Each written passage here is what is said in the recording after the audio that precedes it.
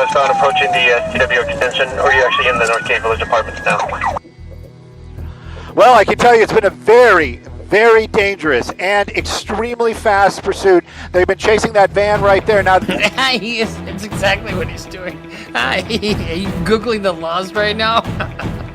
Henderson Police Department's SWAT team responded to the scene and set up a perimeter around the condominium. I travel in and out of time zones. And the 3 key rules for a criminal defense lawyer: always on time, impeccably dressed, and occasionally sober. The yellow sports car up ahead won't stop. Then something happens you might expect in a Spider-Man movie. It wraps around the tire of the fleeing vehicle and stops all forward motion. Objection, asked and answered.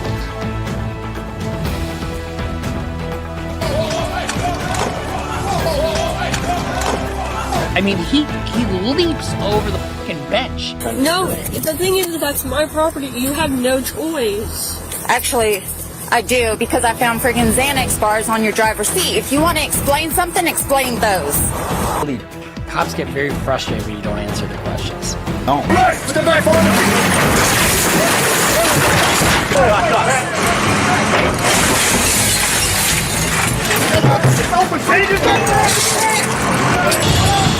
He's gonna go straight. There's a car right here. Got him. All right, I'm going to excuse everyone. Mr. Brooks is being removed from the courtroom. This is fucking hilarious. So he pulls out a joint in court. Go, go, go, go, go, go, go. Turn on your stomach! Stop fighting us! Stop resisting! The injury by the police, that may be a separate issue for you to file a civil suit. Chris, just while he's doing that, talk to me. What were you running for again? Warrants? A felony warrant, city warrants, what? Felony warrant on Kansas. Well, I'm pretty sure they ran you, and you don't have any warrants. I don't. No. No warrants. No. So all that for nothing, right? No warrants, no nothing. Yeah. Police! A little farther back. A little more. Okay, go. I'm not finna sit here and let you fix the trial because you don't want to tell the truth to the jury.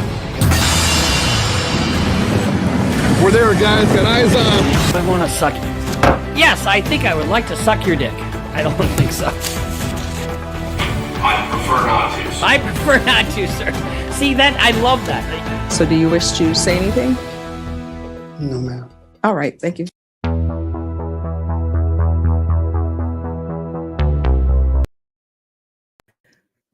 And top of the morning to you all. How are we? Welcome to the Defence Rests. Thank you for joining us yet again. Hello, everyone in chat, and hello, everyone on replay. Today we are following up day 2. We're going back in time.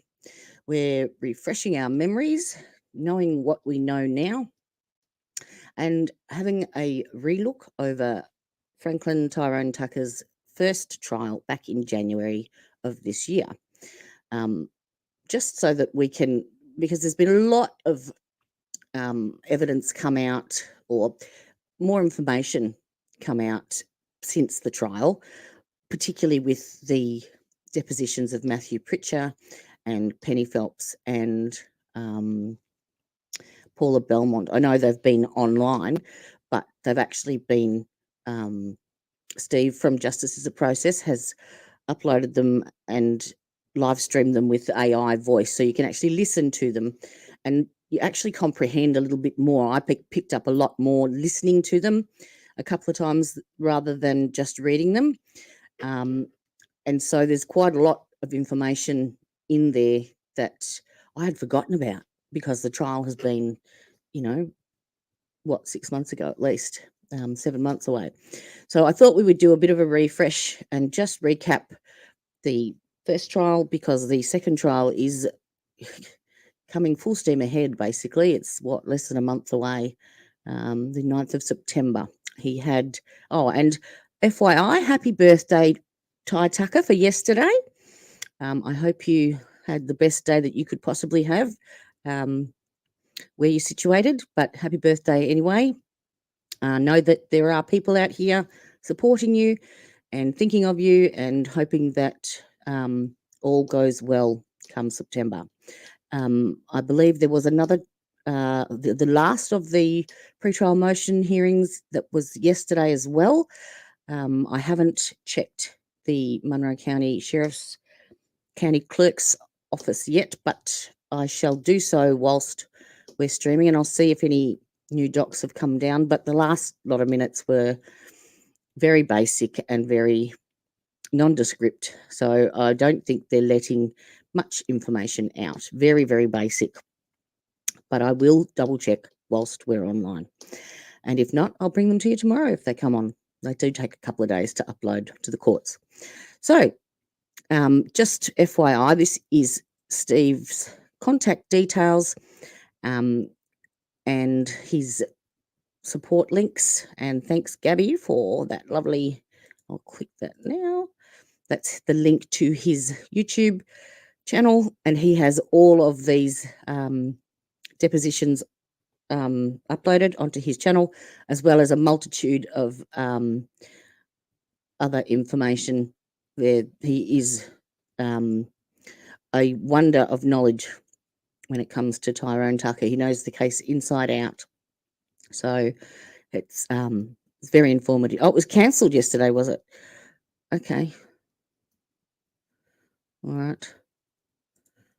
I'll have a look online. Thanks for that, Christine. Right, so if you want to get over there and have a look, please do so, because it is definitely worth your while. All right. Oh, there we go. It's a little link for Ty to click if anyone wants to send him a gift. There is a gift link, and there is also a link to his, where is it? His, oh, that's his YouTube channel and his My Spread shop, so you can buy some merch if you would like to. So the links are in chat. All right, let's cue this up, ready to go, shall we? Get this ball. Oh, before I start again, I just want to, I've found my my pin drop on Laurel Avenue. So just to give you a bit of an orientation as to where everything is, because we did go through one of the video, or sorry, the Cosmo's video yesterday, and I showed you which camera it was from, but this gives you a better idea because I dropped a pin right out the front of the treehouse, and I did a full 360 just in that one spot, just to show what was actually in the area and how many cameras were located in the immediate vicinity that they could have chosen from, instead of the one furthest away right behind the canopy of Cosmo's Marine. So have a look. So this is Laurel Avenue looking at Cosmo's Marine, right where that pole is. There's the boat and the canopy that you see in the video that they have in the trial. And there is 2 cameras located on the top of Cosmo's Marine that are flashing away there. And we're looking down Laurel Avenue to the right of the treehouse. And coming up on the left is the CVS pharmacy.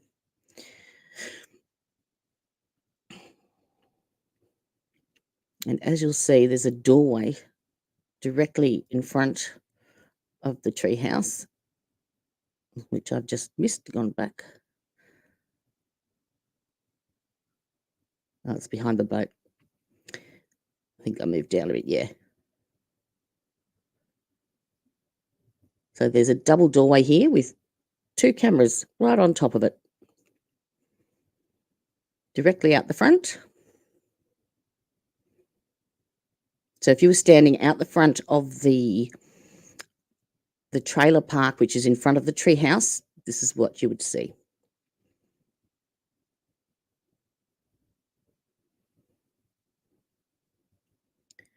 And to your right, I zoom in a bit, I think, here, past the palm trees to the right, just behind that boat, you can see the top of the treehouse just there. You can see the blue tarp. So just to orientate you a bit, so that you know. Oh yeah, there's at least 6 cameras that I found that had even a 2% better view than what they actually used and collected. So yes, it's ridiculous. Anyway, let's get this to stage. All right, so day 2 starting right now. Let me know if you can hear it properly.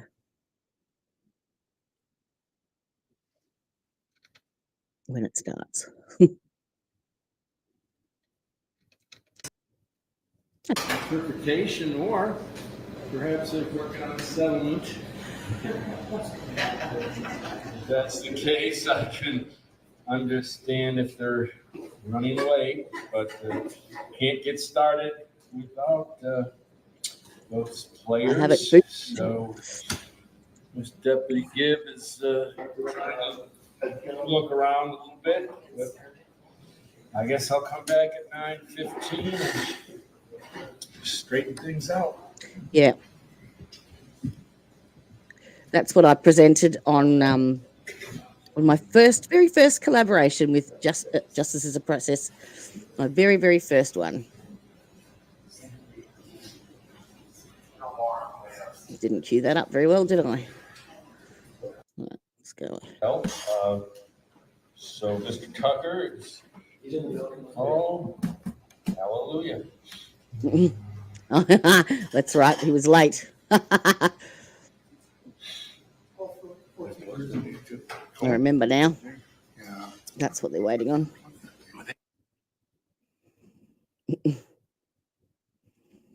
I think he got in trouble for that a couple of times, didn't he? And appearing live and in person.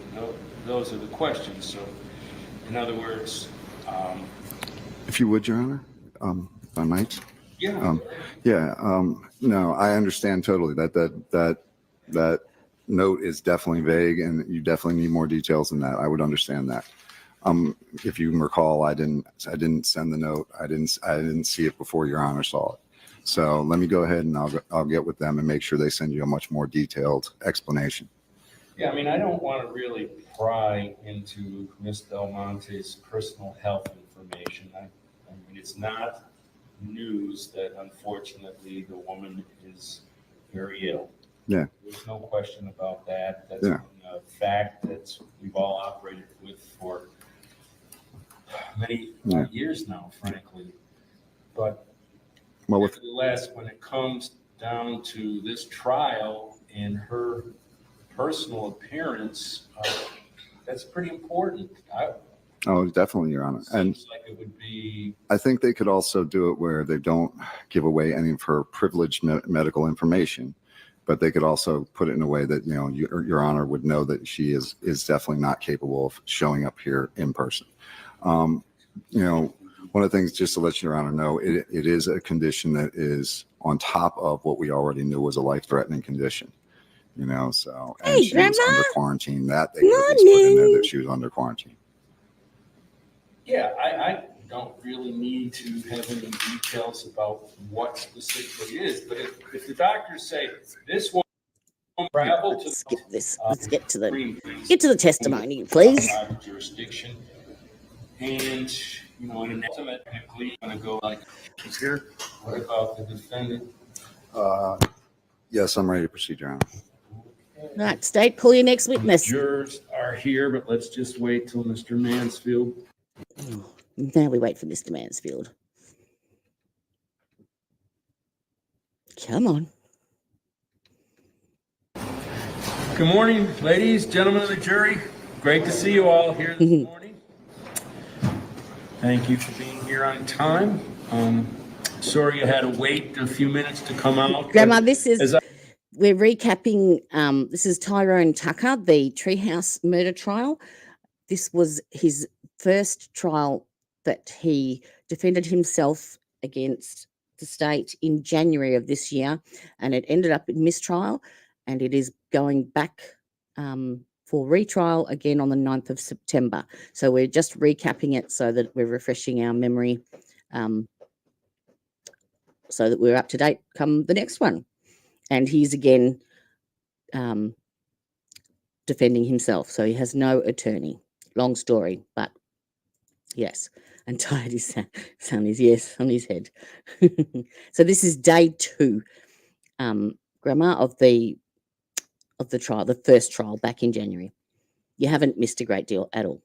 I've tried to explain, frequently there's things that arise that the judge needs to address. They're not for the jurors' consideration, and those things happen. I try to expedite them to the extent that I can, and I'm always aware of your time. I don't take it for granted. So thank you for your patience this morning. As I say, it's good to see you. I know it's been a long week. We've had a busy week. From my vantage point, a productive week. And so today's Friday. And as you know from my scheduling announcements, that Monday is a national holiday. It's a state court holiday. We won't be in session. Judge, come on. After today, the next time we'll be in session. Deputy Danielle, please come forward, ma'am, right through the gate there. This might be Danielle Malone. Yes, it is. You would approach the deputy positioned in front of the witness stand.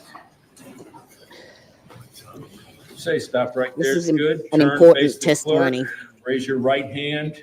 Do you solemnly swear or affirm that the testimony you will give in the cause now and hearing shall be the truth, the whole truth, and nothing but the truth, so help you God? I do. All right, please have a seat on the witness stand.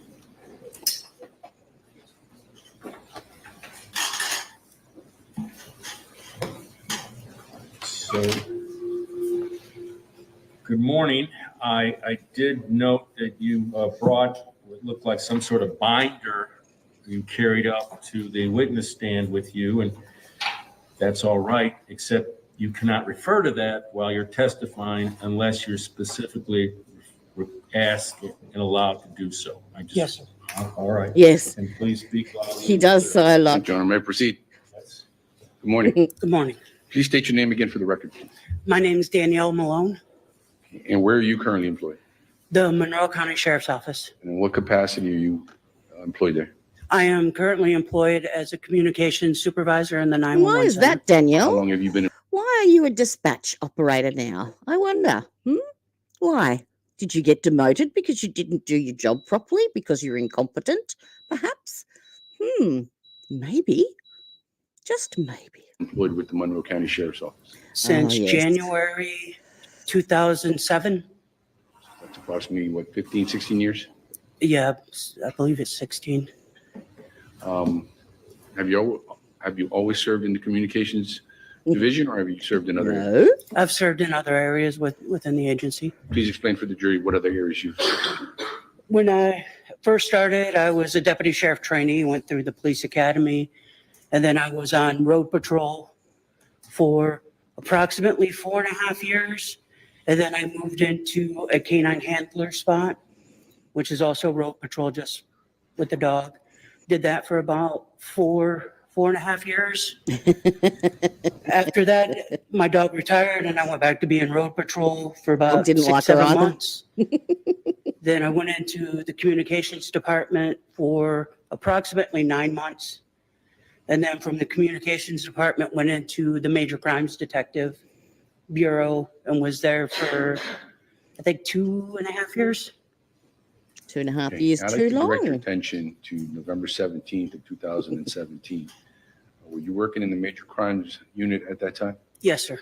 Okay. And do you have an opportunity to become involved in a case that's commonly referred to as a treehouse case? Yes, sir. And what was the nature of your involvement in that case? I was one of the assisting detectives to investigate the case? Yeah. All right. So the hierarchy goes, we have the district attorney or state attorney, Colleen Dunn. Then we have Captain Penny Phelps. And then we have the case manager or lead detective or lead investigator who is supposed to be running the show, which is Detective Matthew Pritchard. And then comes down the subordinates. You've got this woman, Malone. Now, of those 4 people that investigated the case, those main 4, this is the only witness that the state called, the very lowest of the low as far as the the ladder goes. She'd been in the major crimes unit for 6 months prior to this this incident.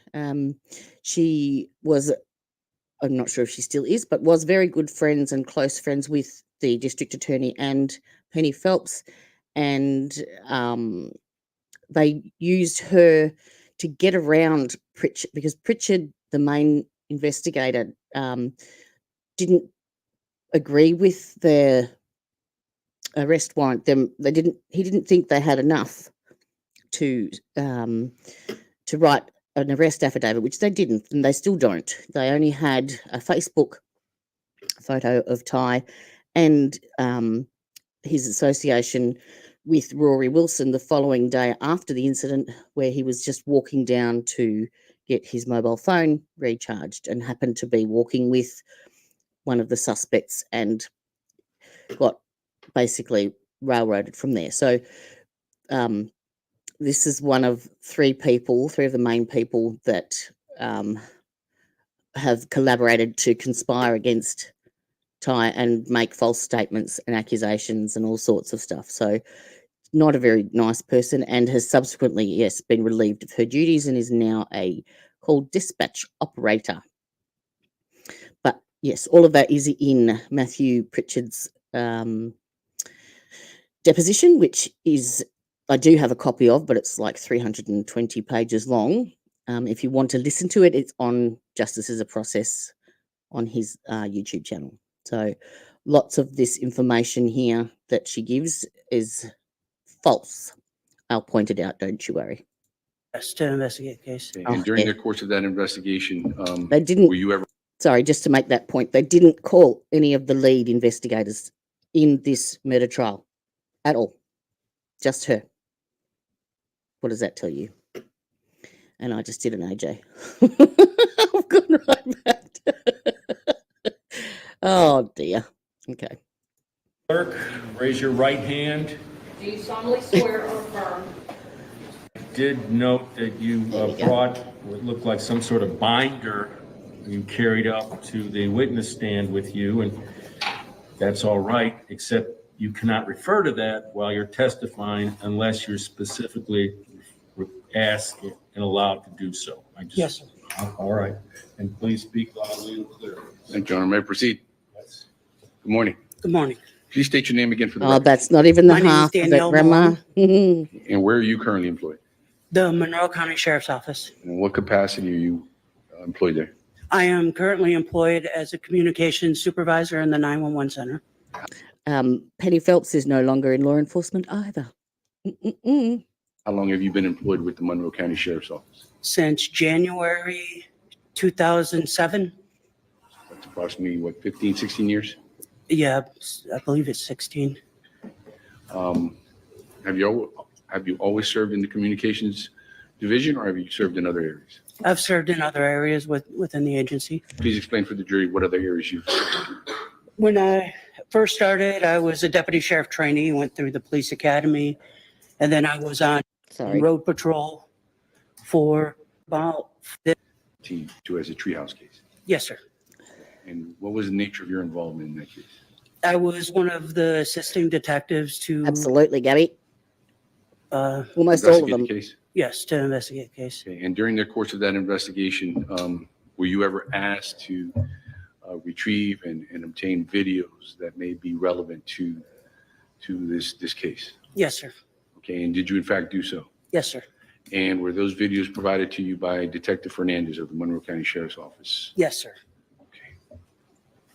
Mm-hmm.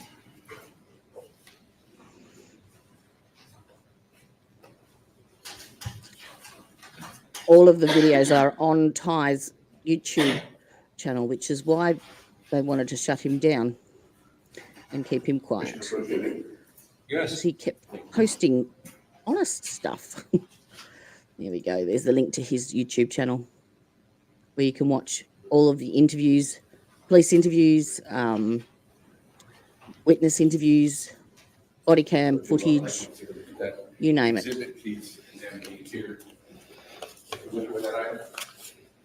Yes, sir. And what is that? It's a flash drive with Cosme video surveillance. Are those the ones that were provided to you by Detective Fernandez? I believe this is a copy of A it. copy of it? Yes. Have you had an opportunity to review that? Yes, I've reviewed this flash drive. Okay, and does it fairly accurately represent the video footage that you retrieved in reference to this case? Yes, sir. It's time to move states on the state. H. States H into evidence. Is there any objection? What did you do, Grandma? What did you do? Videos are on the tape. I don't know what's on the flash drive. Well, did you want to confer with the prosecutor or? Yeah, just for a second, because I'd like to see what's on the tape. Innocent until proven guilty.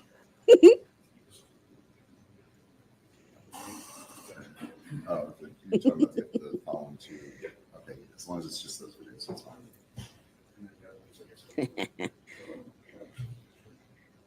No, I definitely watched those videos thousands of times. I've never seen that. So. Judge, move the exhibit H in that. Is there any objection? No. All right, so H is admitted into evidence as the next in order, being number 8. Grandma hasn't heard my squirrel voice yet, has she? This time I would like to state would like to publish video. All right, you can do it. Morning, you to have. Morning, welcome. Work or the video. We have touch DNA, All right, Grandma. fine. On the like Tucker, button, you know, preferably. have an adequate view from where you are, and you can position yourself where you were yesterday during the publication of the video. I appreciate that, Your Honor. Thank you.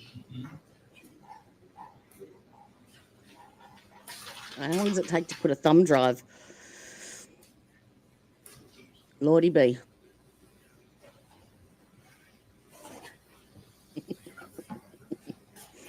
You brought the tickets. You brought the, what is it? Receipts.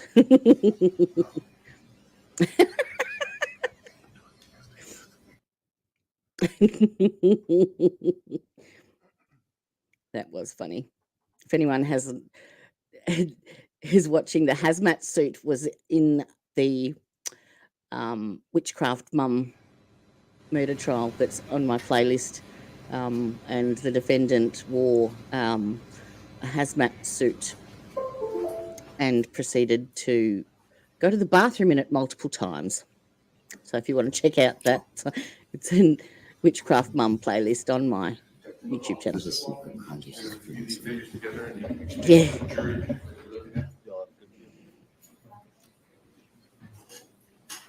Sure. We all have to be mindful of keeping our voices up. That's stationary mic position. Mansfield. All right, let's roll on.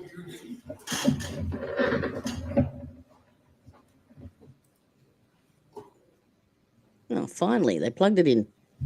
I believe it's going to be the other video is going to be first.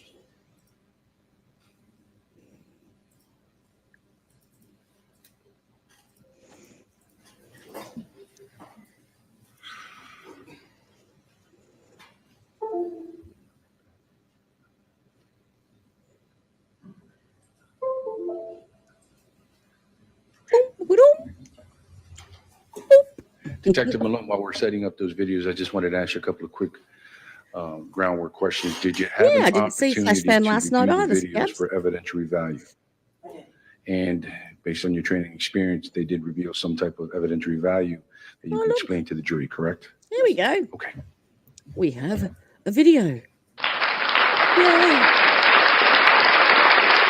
Well, there's no question. Detective Malone, would you please direct Mr. Mueller to the exact location of the video that you would like to explain to the jury? Can I have a copy of my report? Now, as I showed you earlier, this is from the rear right-hand side of Cosmo's Marine underneath the canopy, and you can see my mouse here just wiggling away there. The treehouse is way back over this side where you can't see it, completely out of view. They are using camera number 3, not 1 or 2 that are out the front. And this is the area that we get.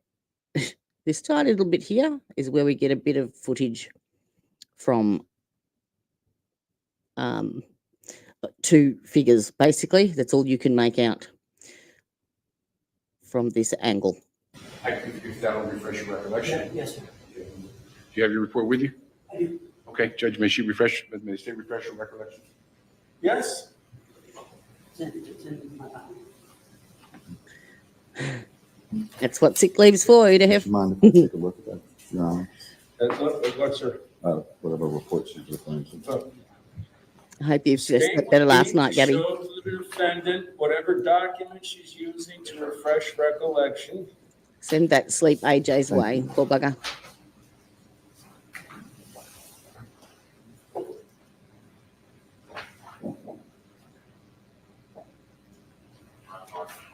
Please explain the jury.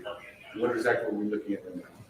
Right now, we're looking at the still of the video camera from Cosme Marine, which is a business that is just off right next door to the Treehouse. This is the marine lot here. Right here is a vacant lot. I'm sorry, Mr. Tucker, what? I was wondering, this isn't an official objection. I was just wondering if there's any way we can make it bigger for the jury to see. Because they've got it in a window that's just, there we go, full screen. That's what I was asking. Okay, so this is the marine repair shop with their boats and their fence, their lot. This is their covering directly across the street. You see the lights here. This is the parking lot of CVS and then the CVS building. Right here at the time in 2017, this was a vacant lot. Morning, Right Karina. next to this Welcome. boat This is the fence for the the new trial starts in September, on September the 9th. We're recapping the first trial just to refresh our memory. So this is just the start of day 2 of the first trial that was in January.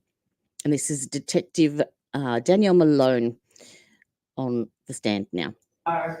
for the treehouse for the residents for this. Upon reviewing this video for evidentiary value, So we're watching this area when it plays. Right there.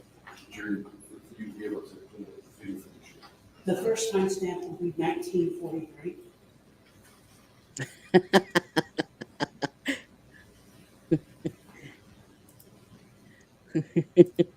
We get Gabby Dashcam.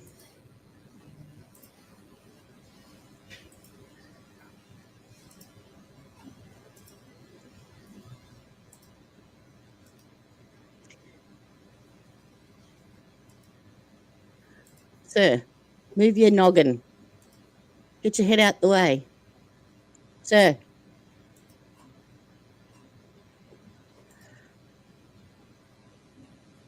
Can you explain to the jury what you're seeing, what the evidentiary value that you found during the course of the investigation is?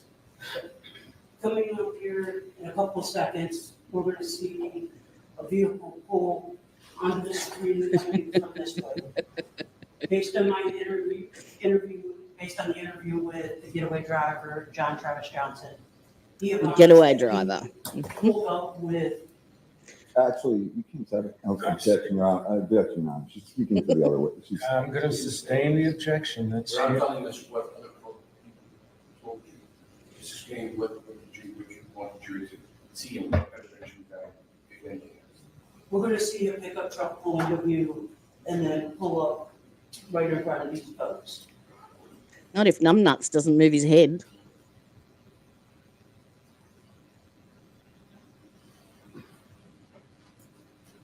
Oh, he must have heard me.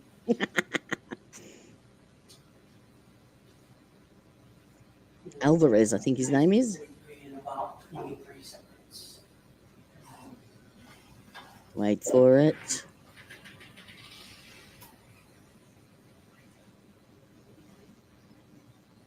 Oh, we have car lights. Is it the vehicle? Yes, sir. What evidentiary value does that have? Based on your A investigation. car drove past. That it is consistent with the vehicle pulling up initially and then leaving. So, according to Ms. Malone, this and John Travis Johnson's how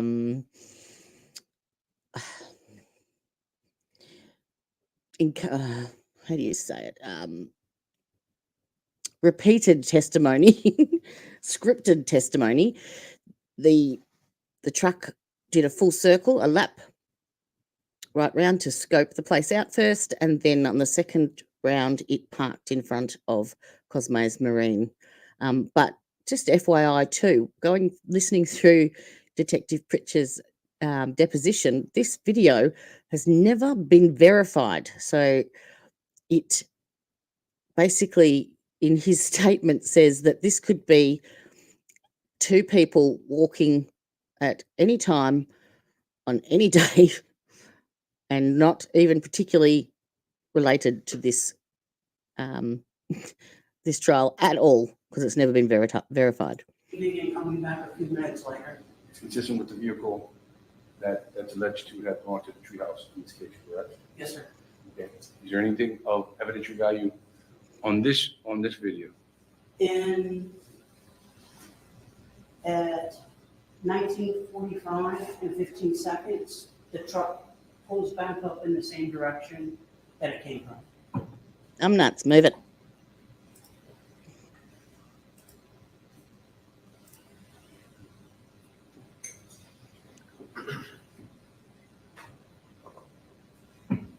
We did go over this video yesterday with the owner of Cosmo's Marine, and the video footage that was selected from Cosmo's, he gave them full access to his security footage cameras. There we go. There's the truck pulling back in front, and you see to the right here the headlights. Just there.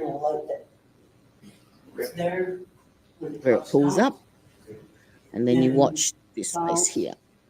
A minute, if that, no less than a minute. Yes, so they gave him You're full gonna see access This portion right here, to his full security footage, and they two people walking. managed to get this. where That's the it. treehouse is. Let me say that. Sure.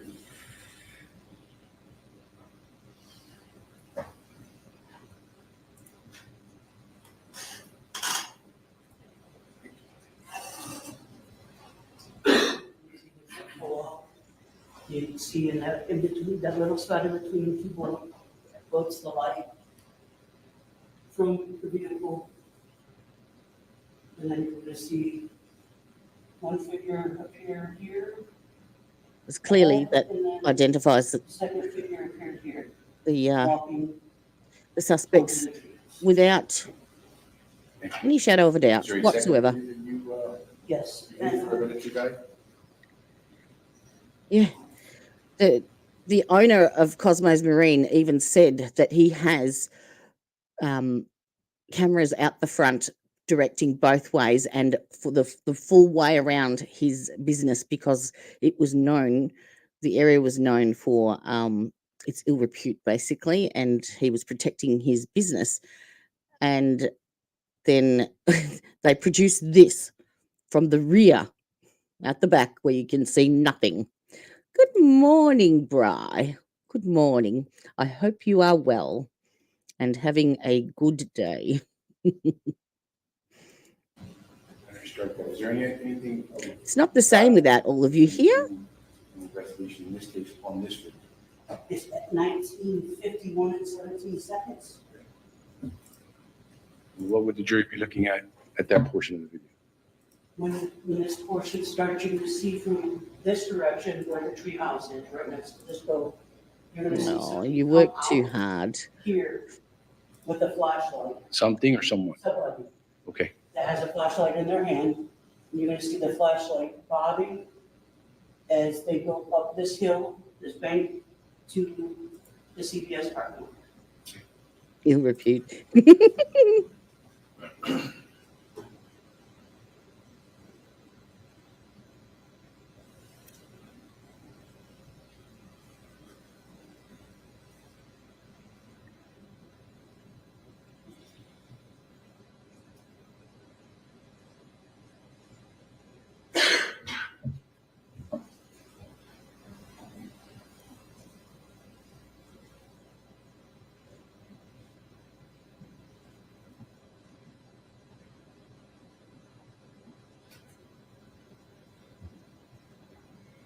And if I'm asked while we're waiting for that, take the light. That's the gentleman going up in the parking lot. And at the right of the screen. Alvarez. The truck that pulled up is still there, correct? It appears to be, yes. So just to recap, we see. Objection, Your Honor. It's speculative. You know. How about speculative, but it's asked and answered, so we'll go to the next question. Very well. Is there anything else of evidentiary value on this video? On this video, this section of the video. Okay. Anything else? Let's move to the second video. I don't that you think reviewed there's so that we can anything. play for the jury, please. And describe for the jury what they're going to be seeing in this video, please. This video is where that video just ended. This is picking up right there with the video. Video files are sometimes too large to do all Really? at once. Really? So, especially in surveillance, you get them in sections, and this is the next section. Video files are too big. Did you have an opportunity to review this video? Yes, sir. And you need to refresh your recollection with respect to the part of the video that's relevant for the jury. Yes, if I could just look at the times. Yes. I don't mind. He is a potato head. Should be. It does, Bri. It says that 2 shadows cross an inch of the screen for less than 5 seconds. Is the timestamp 51? And obviously, Ty's guilty. Last second. Simple as that. Case closed. The previous video? The previous video.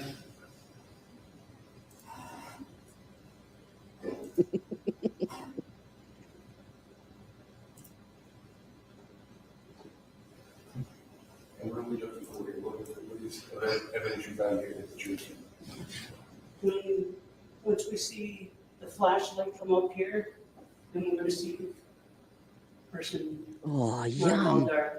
Running. It's very quick. You just like flash. He was talking about bacon the other day too. It made me feel like it. When I see somebody come out from the treehouse, right in here.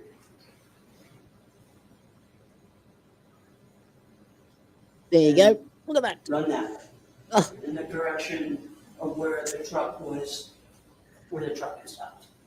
Very well. Thank you. And then on the next video. Ma'am, yes, nice question. Excuse me, Judge. I was confirming with my. I understand.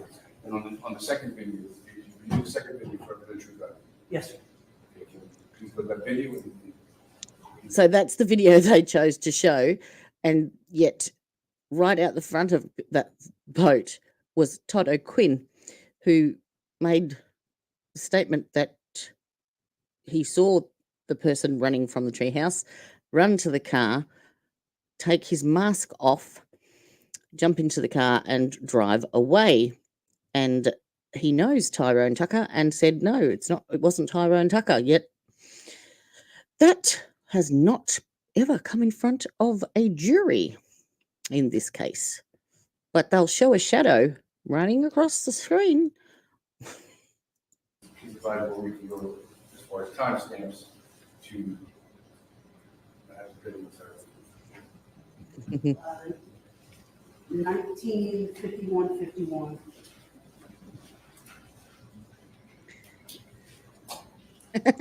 You're going to see somebody come out this area. Absolutely. Walk right walk up this way. And they're going to eventually come up into the town. What, if any, evidentiary value is that? That was one of the subjects that was in the trailer at the treehouse. Okay. Based on your training and experience and your investigation in this case, that's what you can do. Yes, sir. With respect to this video, is there anything else of evidentiary value? 1952 Kirby. You're going to see the gentleman with the flashlight. That's going to be up here. He's going to come back down and walk back towards. That's probably Todd O'Quinn.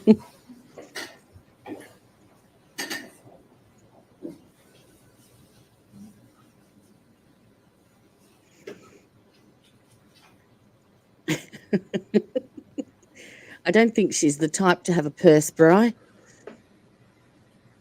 She'd have a pocket full. Flashlight here. Yeah. And now walking out this way. Yep. And then very shortly it's gonna. You stand on your head and have a better view, Abby. The gentleman that we saw just Ridiculous. walking down, we're back on the street again up near the CVS parking lot. Again, objection, Your Honor. She's saying it's the same person. She can't possibly tell that. There's No. no way she can tell that. I'm going to overrule the objection. Certainly cross-examine her. And they're coming up into the CVS parking lot. And then right after that at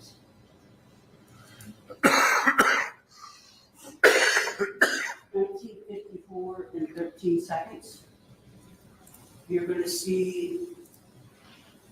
I wonder if they submit this video again and she testifies again, if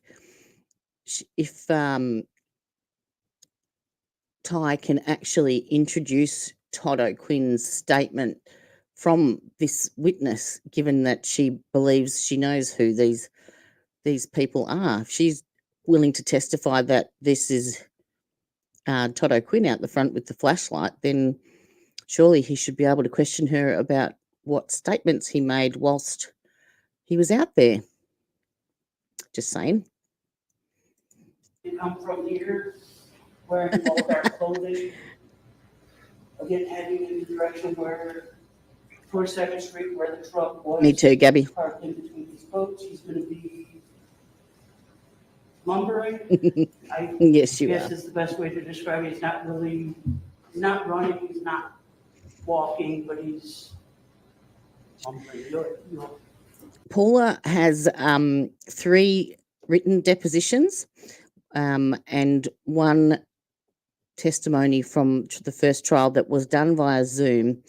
I'm not sure which one, if any, he will bring in because both Paula and Todd O'Quinn were 2 surviving witnesses that actually Paula testified on the defence side. So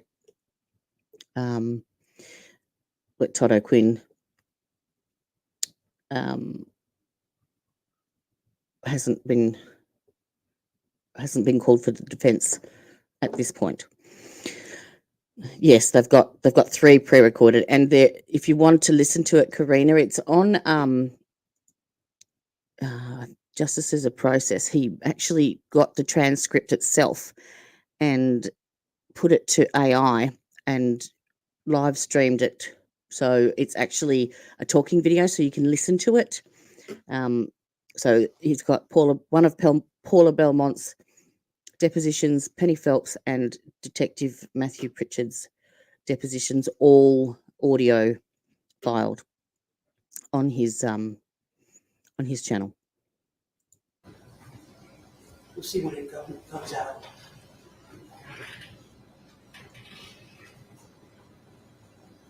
Yes, she passed away in February. Very sad. Yes. And I believe that is. Do you know how hard it was to find a photo of Thank you Matt so much. Bonnett? Anywhere? No.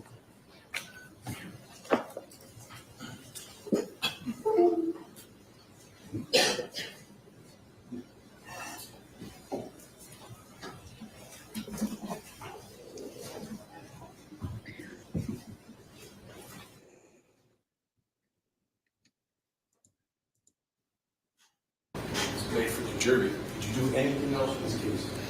I also did the initial interview of Paula Belmonte.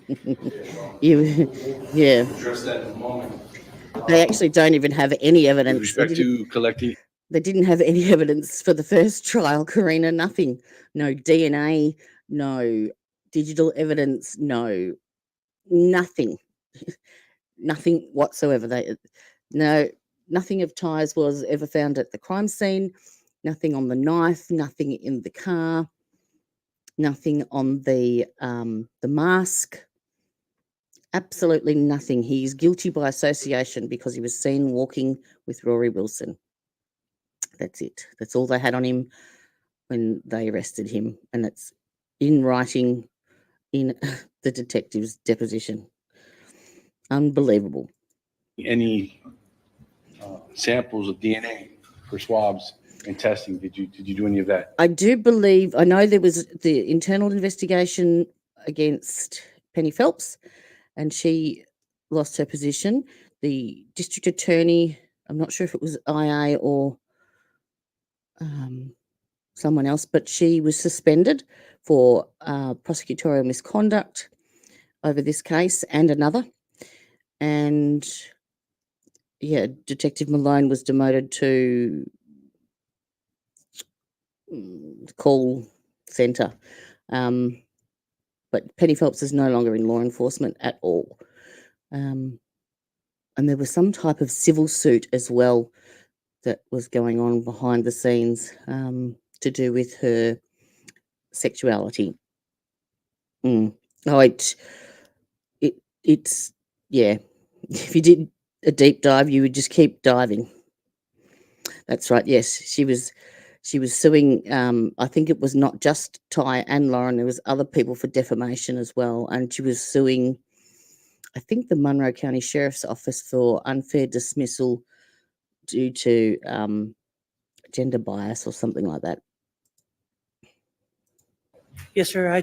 I took the buccal swabs from Rory Wilson and Franklin Tucker. Commissioner Pritchers. Yes. That's right, Karina. As far as collecting DNA swabs from potential suspects, is that a formal class that you go to? Do you learn it at the Sheriff's Department? Please explain for the jury how you did that, how you learned that. When I came into major crimes, one of the more senior major crimes detectives walked me through it, showed me how to do it, and actually was with me the first couple times that I had taken buccal DNA swabs from subjects. Not rocket science. It's not rocket science, Danielle. Describe that process for the jury. So when we're taking a DNA swab, a buccal swab, they come in a sterile packet, and it's basically a Q-tip with a wood stick, and they're pretty long, about yay long. We ask the subject to open their mouth. We put on protective latex or nitrile gloves. We have the subject open their mouth. We open the sterile package. We insert the Q-tip into their mouth, onto the inside of their cheek. And then we do at least 3 circles, going like one way clockwise and then going counterclockwise in the other. Then we take that swab, we put it back into that sterile case. Then we put it into a small cardboard case that is specifically for buccal swabs, tape that up, and then we put it into a brown paper bag, and that gets taped up. We also do a second swab. We take the exact same process, another sterile Q-tip, and have the subject open their mouth, and then we swab the opposite cheek and making big circles, back into the cardboard box that gets sealed. The box gets labeled with date and time that we took the sample, who we took the sample from, and then them boxes go into the brown paper bag that gets all taped up and then gets labels printed onto it with barcodes for tracking for property. As I've said, I'm actually in the process of doing a comparison compared to the Karen Reid trial as far as the corruption level goes, and I'm almost at the point where, as far as evidentiary value goes, like the district attorney and the captain have already had have been penalised, or I can't think of the word. Whereas we're still waiting for Tully and is it Morrissey to get their just cause. You indicated that in this case, you took swabs from Mr. Rory Hank Wilson and also from Mr. Franklin Tyrone Tucker, the defendant in this case. Is that correct? Yes, sir.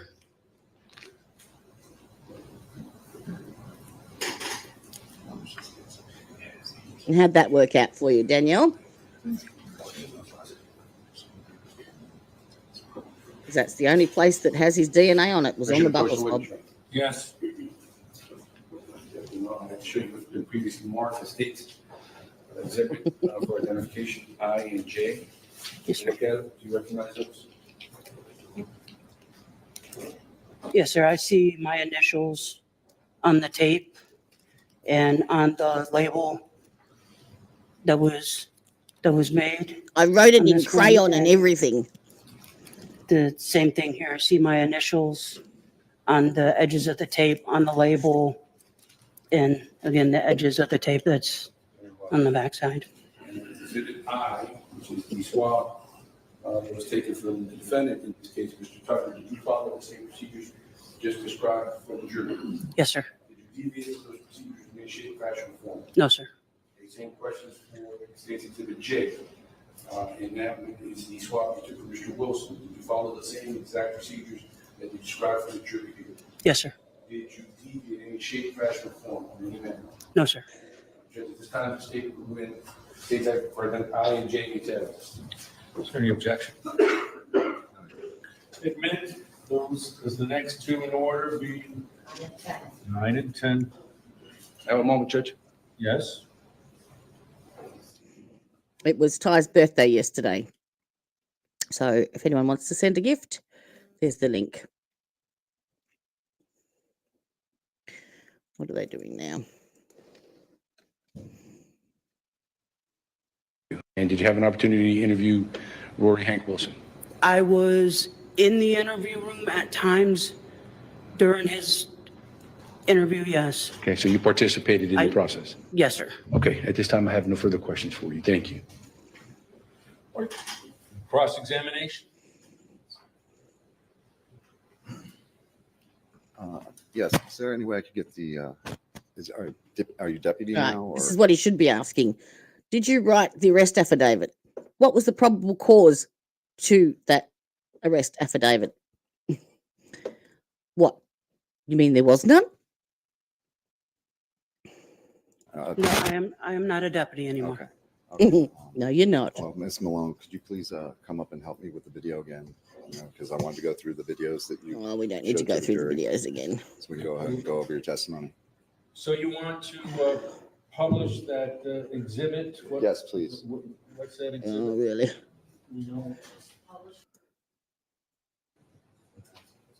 I couldn't remember. Could you refresh my memory, Danielle? 45, 18. 1943 No, 43. in about 23 seconds. Mr. Tucker, do you want me over there? That would actually help. I'd appreciate that.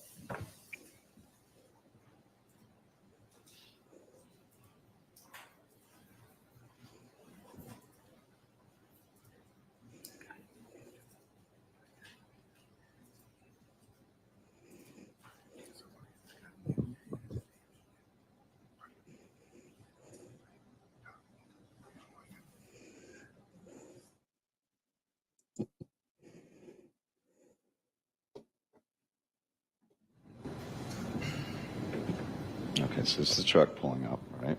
Yes, sir. Okay. Parks there. We all agree on that, right? Please speak up. I'm sorry, we all agree that truck's behind the boats, correct? Yeah, hold up behind the boat, yes. Okay. Now, Ms. Malone, is this, did you say that you could see the driver in this video? Of the truck, no, sir. And never?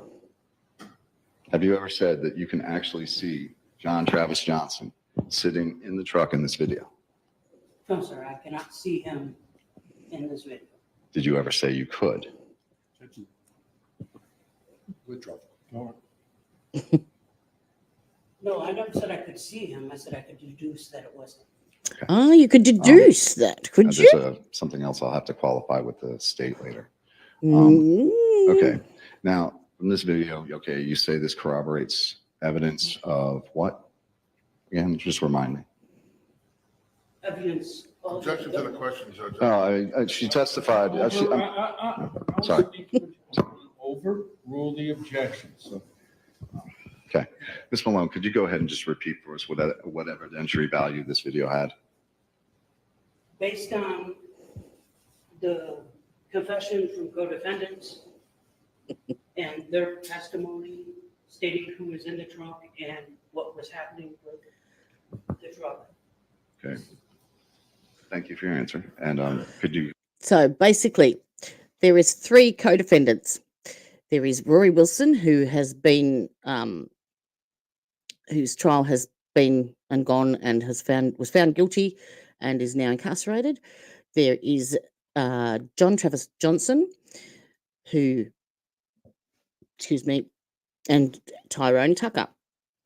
Now, John Travis Johnson, the state pretty much, Penny Phelps interrogated him and basically pretty much told him the narrative she wanted him to testify to, and then offered him a plea deal for him to testify against Tyrone. So basically, she's coerced him into saying that the 2 people that you see leaving the vehicle and coming back from the vehicle was Rory Wilson and Tyrone Tucker, and he was merely the getaway driver, which is why they keep referring to someone in the car. But Todd O'Quinn saw John Travis Johnson, because he picked him in a photo ID, go running back from the treehouse, getting into the driver's seat of the car, taking his mask off and driving away. There was no one in the driver's seat. So the testimony, the state, he took a plea deal. So one of the co-defendants, the person that they're talking about now. Explain to me how that testimony, that this is a truck. We all agree on that. It's coming up. Well, it was a pretty seductive plea deal, Brian. Corroborate his testimony Time about served. who is in the truck.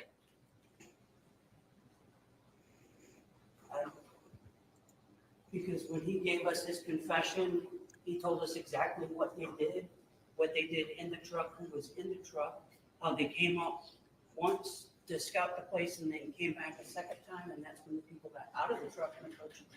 Okay. Now, so that confirms. Now, just imagine if that was correct, why wouldn't they have used the cameras from out the front? Because that would have proved and shown that he was in the front seat. Whereas now, they can't tell. It's all speculation. If John Travis Johnson was innocent and the actual getaway driver in that vehicle, they would have used one of the cameras out the front to show him in that driver's seat. Again, that he admits that he went around once. He admits that he went to the scene. But how does this video tell you anything about anybody that's in that truck? Mm-hmm. It doesn't. Based on everything that I knew and know, that's who's in the truck. Again, please tell me or tell the jury what report or what video you're referring to that tells you who's in that truck. Objection, Judge. Asked and answered. yeah, that's been asked and answered. I'm going to sustain the objection. Okay. Anyway, again, based on your training experience, you can tell who's in that truck. Okay, that's what you just said. Okay, just clarify. Okay, can we please go up to the next video?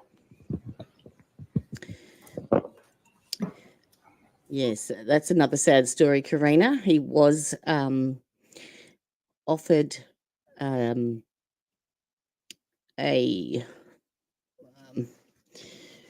what do you call it? He was offered counsel, but the counsel had to withdraw because it was a conflict of interest. And then he was offered another public defender who also had to withdraw because of conflict of interest, because they represented one of the other co-defendants. And then he was offered a private attorney, and unfortunately, feels that no one can represent him better than himself, and so he declined the offer.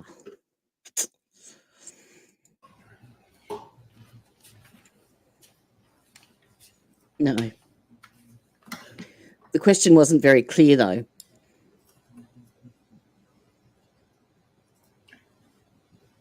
Okay. Again, this video is what I'm sure you're very familiar with it, Ms. Malone. Could you please? Had he have said, okay, if you take away John Travis Johnson's testimony and completely ignore that for the time being, can you clearly identify those people in that video and who are they and why? Explain to us what this video is again. Well, this is ridiculous too. I don't. From the Florida Keys electric surveillance. Okay. And David Fernandez was the one who was tasked with retrieving this video, though, correct? I believe so. Okay. I just refreshing my memory here.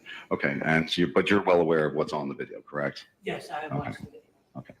All right. Please, if you would go ahead and just play it. We'll play it to when we see the person in the video.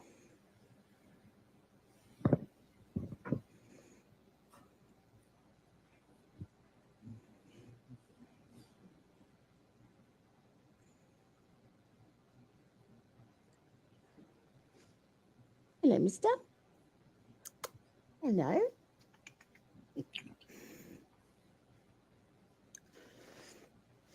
Now, allegedly, this is John Travis Johnson. Okay, could we please stop there? Okay. Now, based on your investigation, who is that in the video?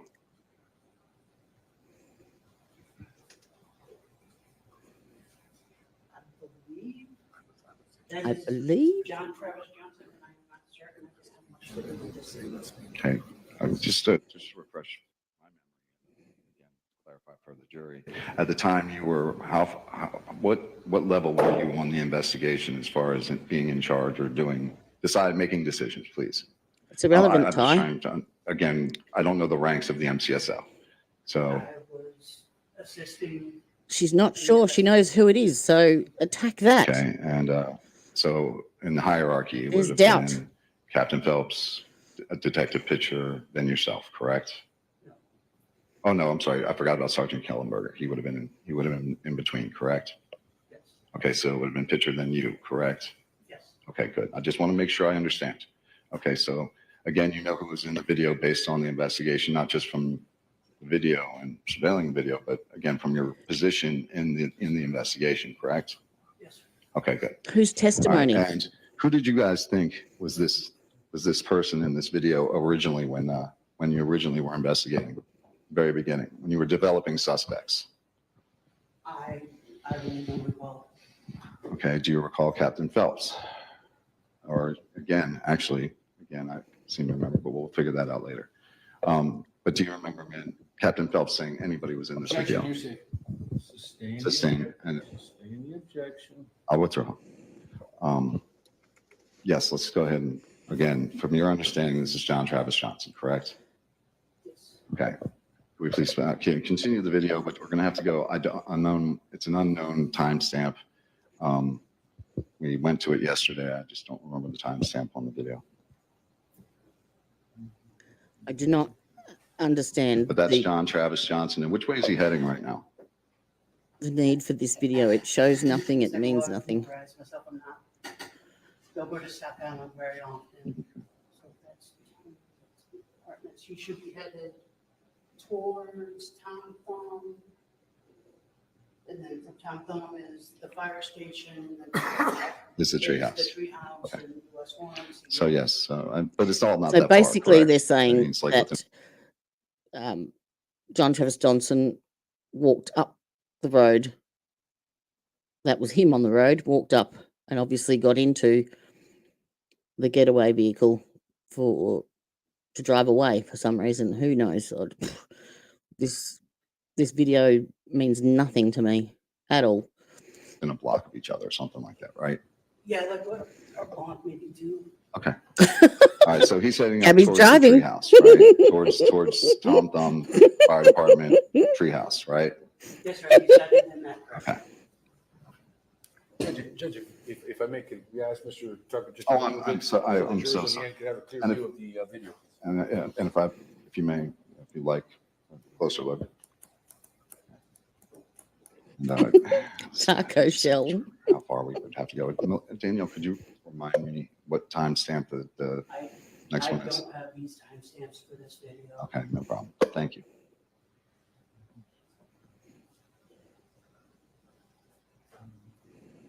Can't see any date or times on there either.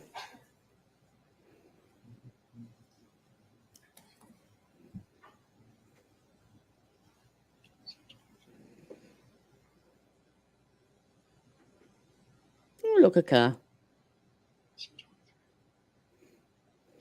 I would like to say it's L. 23. So, ready to L. turn 23. L. Okay, now. Now, apparently, do you know these who the two people individuals in this video are? clearly, The one is still John Travis Johnson. Okay, and The other one, I'm not certain. is allegedly, anybody Rory named Wilson person in this video on Travis in Johnson. during your investigation? Objection calls for hearsay. Sustain the objection. I'm going based on the investigation, whether or not she knows. No way. Is not just what's in the video. Same objection. Well, Okay. it's a different question. I'll allow that question. Ms. Malone, I'm sorry. Based on your entire investigation, right? You investigated the Treehouse case from when until when? From that day until sometime in 2019. 2019. Okay.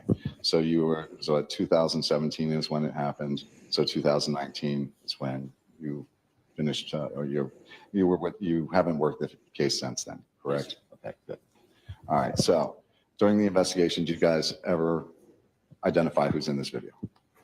Not to my knowledge. Okay. I haven't worked We'll go the ahead and leave case it at that. because But you I'm do know it's John Travis Johnson. I'm useless and Or you I used to know believe what that. I'm doing. Okay, gotcha.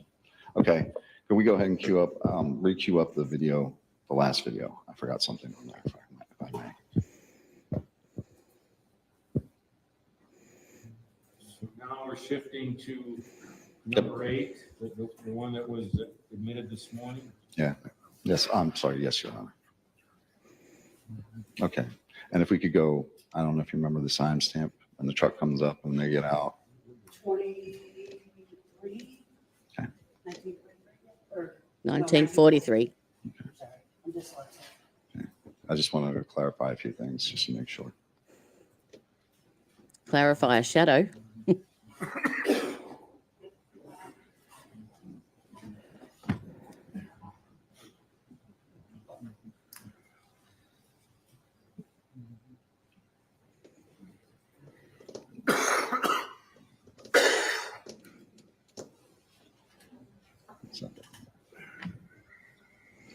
I think, unfortunately, Ty forgets that the burden is not on him, it's on the state to prove beyond a reasonable doubt. And unfortunately, Ty is hell bent on proving his innocence, as you would, because it's your life, you're emotionally involved. So, but that's not what he needs to do. He needs to focus on putting doubt in the jury's mind, because you only need one person to doubt.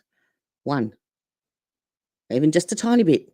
If you can't say 100% that this person did that, and one of those 12 people, then you've got a mistrial. Simple as that. He doesn't have to prove his innocence. You're innocent until proven guilty.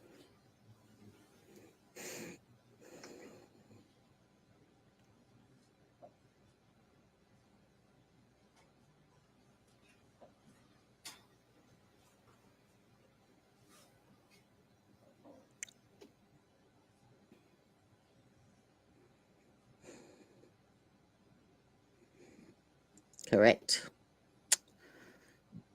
It's all he has to do is create reasonable doubt.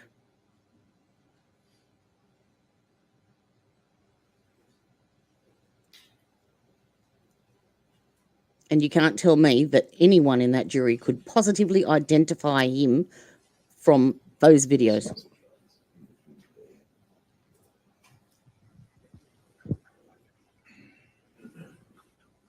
All right, then.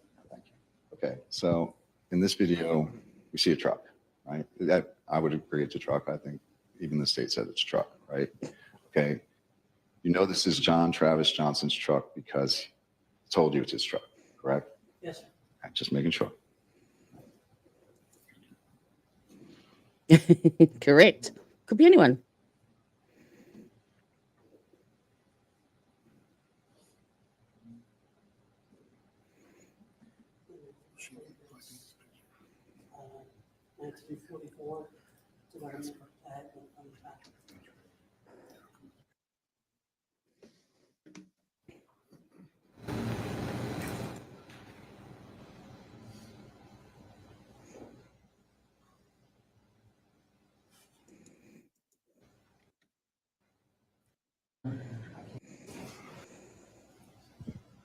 Remind the jurors, just like all other evidence that's introduced during the course of the trial, it will be available. This. Okay, all right. Go ahead and just play from there. They waste so much time with this video. So there's two subjects that come out of the car, right? You know, apparently, because we can't see it, but apparently they came out of the truck. Okay. Yeah, you can't even tell if the two please people pause it walking right there here actually came There out you of the see two truck or they were just subjects. walking up the So road. I'm hoping the jury can see this. Again, is that what you describe as two subjects? Absolutely. And Who are could these two you people here? Describe who those two subjects were based on what you see right here. It would be Mr. Wilson and Mr. Tucker, Okay, and how would you know that? based on everything I know. But not what's in the video. I'm asking you to Gotta testify. let her finish her answer, Sorry. please. Hey, wait, did you finish your answer? I know that it's them two people based on all the evidence that I knew at the time when I wrote my arrest affidavit. But you can't see them getting out of the car. And to be clear, did you write your arrest affidavit after seeing this video or before seeing this video? I'm After seeing this video. okay.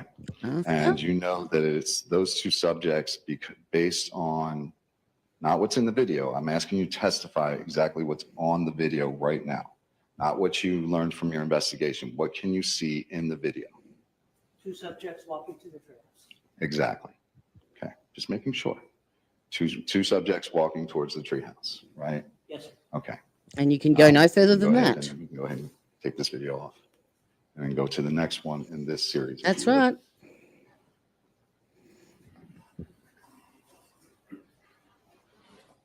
Everything in this is circumstantial.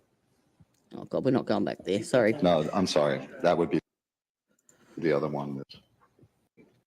Moving right along. They go over and over and over and over that video. Okay. Yeah, impeachment test documents. Now, you just told me that you agree. There's nothing. Yeah, you can't exactly identify right, a single Grandma. person in that video, right? There is not one shred of evidence at all. I agree, Matt. Okay. And don't forget, Okay. he's fighting against a corrupt system as well. And I'm talking Karen Reed corrupt. Okay? And he's doing it without a Unetti and without a Jackson. And without a Turtle Boy and without a defense fund and without protesters out the front. He's there all by himself down in Key West. Established. Okay, good. I'm just making sure we have that established. That's right. You Okay, can't. but when you wrote your affidavit, you did put that it timestamp this, timestamp that, you could see exact people, correct? Yes, sir. Okay, and those two, the people, the people that you attributed it to in your affidavit, who would those be? The subjects that I named as getting Yes. out of the truck. Okay. I'll see if I can. That would be Rory Wilson and Franklin Tucker. Okay, Rory Wilson and Tyrone Tucker, correct? Yes, sir. Okay, good. And you said that your investigation led you to write that in the affidavit, but to put those timestamps in there, saying that you could see those people in that video, right? Yes, sir. Okay. Now, what was your investigation prior to obtaining these videos? I believe I would have to look at an exact timeline, but I believe that was day 5. That'd be day 5 in the investigation. Yes, sir. Right? Okay, day 5 in the investigation, what evidence did you have saying that I took part in this crime? The confession of John Travis Johnson, the Okay. getaway driver. Okay, and what tells you he's the getaway driver? He told us. Okay, so you're basing it solely on what he told you. Mm-hmm. No. Okay. Yes, you got nothing other else. evidence did you have to suggest that he's the getaway driver? Oh, that he's the that he told us. Okay, that he told you. That's Yes, it. sir. Simply as that. Okay, and was he the one who actually said it first, or did one of the other investigators say it before him? I don't recall. Okay, you don't recall. Just making sure. Now, were you actually present when John Travis Johnson was, when he was actually interviewed? I was present for some of it, not all of it. Okay. Okay. If I remember correctly, you were present and reviewing videos, if my memory serves right, on when John Travis Johnson originally. Objection. I'm sorry. I'll take that back. It's a horribly phrased question. I take it back. Okay. You were there for part of the interviews with him, correct? Yes, sir. Okay. Do you remember reviewing videos with him? Yes, sir. Okay. If again, just to verify, were those the same videos that we were just looking at for the most part? Yes, sir. Because I can't remember any other ones. So, okay. Now, when you're reviewing these videos with John Travis Johnson, does he at one point to the video in the Florida Keys Electric video, right? Doesn't he at one point to the subject in that video and say it's him? I don't recall. You don't recall? No, I don't. Okay. I'll have to have you queue up another video. Okay. So you don't recall at this point, but you did say that, you just, because of the investigation, you knew that was John Travis Johnson in that video, not because you could see him in the video. Objection asked and answered. Sustain the objection. Okay. Point's been made multiple times. Okay. Okay, good. Okay. In your arrest affidavit, did you write that you could see me at certain timestamps doing different things in the video? Yes, sir. Okay. Was it, again, what in your investigation led you to be able to say that? It was the totality of all the evidence, witness statements, confessions Okay. that we had Well, obtained. May I? Again, specifically, So because I'm object. I'm That's the question. okay. Whoa. I'd just like to get more Mr. specific. Alvarez is witness here, so I think we're gonna have one or the other. Okay, can we come sidebar? We can come sidebar. Sidebar. I'm just actually on the Monroe County Clerk of Courts website because I'm trying to find the initial arrest affidavit to see what she put on there.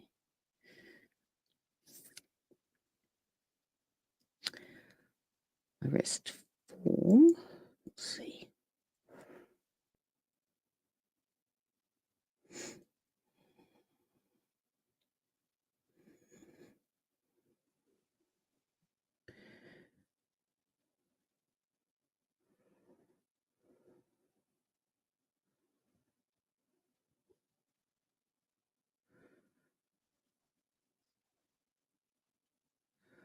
Did she sign this one or was...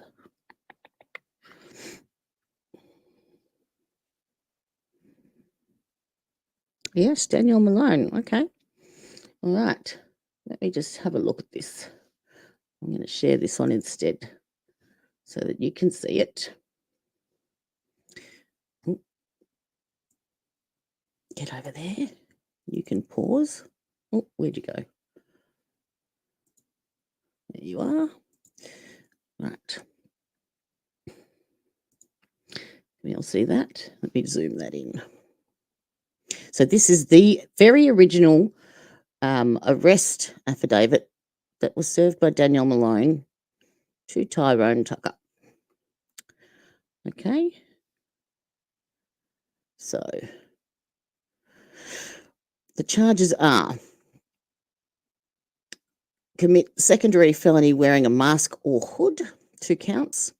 Homicide, murder, not premeditated, 1 count. Aggravated battery, person uses a deadly weapon, 3 counts. Robbery with a weapon, 2 counts. Obstructing justice and tampering in first-degree felony proceedings, 1 count. On Friday, November 17, 2017, the defendant, Franklin Tyrone Tucker, did violate FSS Code homicide without premeditation by participating in and planning an armed robbery that resulted in the death of Matthew Bonnett. Aggravated battery with a deadly weapon that resulted in the victim, Paula Belmont, sustaining a laceration to her neck and hand. Robbery with a weapon by while striking the victim, Roger Ragu, participating in the theft of Paula's purse. On Wednesday, November 22nd, the defendant, Tyrone Tucker, tampering with witness by threatening violence. This was nasty. This was Penny Phelps when she was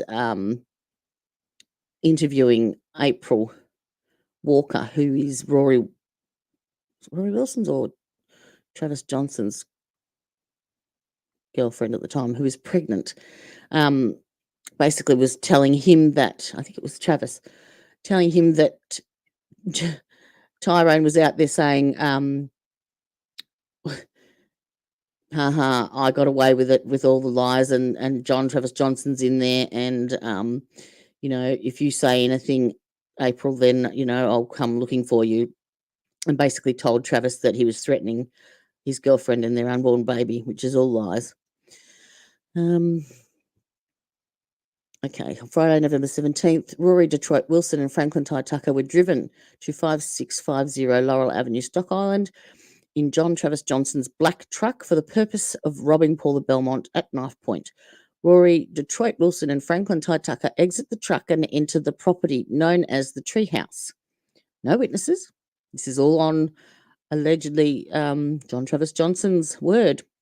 Rory Detroit Wilson holds the victim, Paula Belmont, at knife point, and while striking her in the face, demanded her purse. In the process, the suspect, Rory Detroit Wilson, cut Paula's throat, leaving a large laceration to the right side of her neck and her right hand. During this time, Franklin Tucker is holding the victim, Roger Ragu, at knife point. Both Roger and Paula stated that Franklin Tucker didn't say anything to either of them, which is rubbish because Roger said that he said, "We got to go." Roger stated that at one point, Franklin Tucker put his finger towards his mouth and made a shh sound. Righto. The victim, Matthew Bonnett, is going up the stairs towards Paula's living area, and the suspects then encountered the victim, Matthew Bonnett, at the stairs, and a struggle ensued, leaving Matthew Bonnett with a broken nose and 5 stab wounds that resulted in his death. Paula described the suspect, Detroit, as wearing a skull mask, black long-sleeve shirt, black knee length shorts, black gloves, and black boots. She described him as being tall, very large, or stocky in build. Yet, when Roger testified yesterday, he said the tall one was skinny and the shorter one was bulkier. So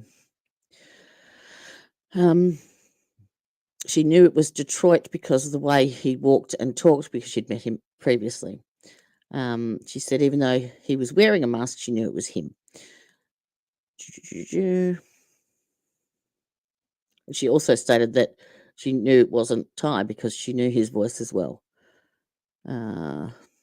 What else? Roger stated the suspects were wearing death masks. And only one of those masks was ever recovered. Todd O'Quinn saw Matthew Bonnett in a struggle with 2 suspects later identified as Rory Detroit Wilson and Franklin Tucker, who were wearing masks. Where the frig did that come from? That's a load of shit. Their struggle was occurring on the stairs. Todd saw one of the suspects run and go towards 2nd Street. While the suspect was running away, Todd witnessed him remove his mask, and Todd advised that it was a white male, approximately 5'8", medium build. A trail of loose change, a lotion bottle, and a $100 bill was found. Right, on Saturday the 18th, Van Smith, who lives at 72 Waters Edge Trailer Park, found a dive-style knife. Oh, yes, that was in the plant pot. It's black in colour, yet Roger says that both of the assailants were armed with a knife, and the one that was held at his throat was white-handled. whereas this one was black in colour and red in colour. The blade of the knife had what appeared to be blood on it, which was later confirmed to be Paula's and Rory Wilson's, not Tyrone Tucker's.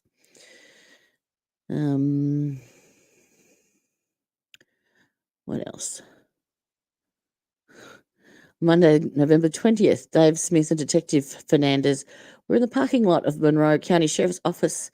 A confidential informant approached them. The confidential informant has provided credible and reliable information in the past.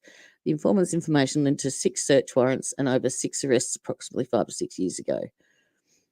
That must be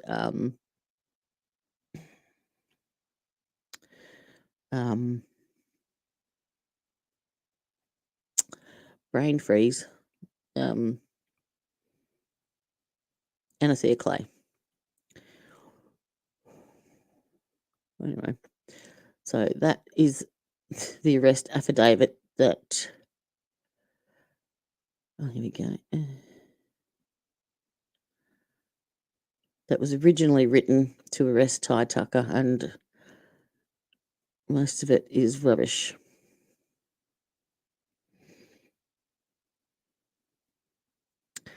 So there you go.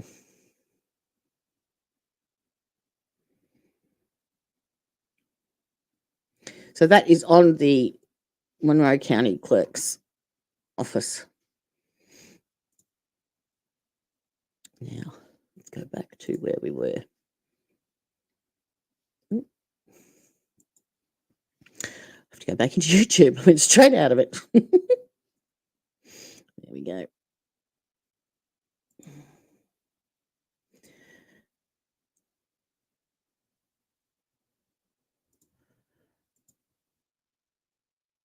It's right there in the sidebar, aren't they?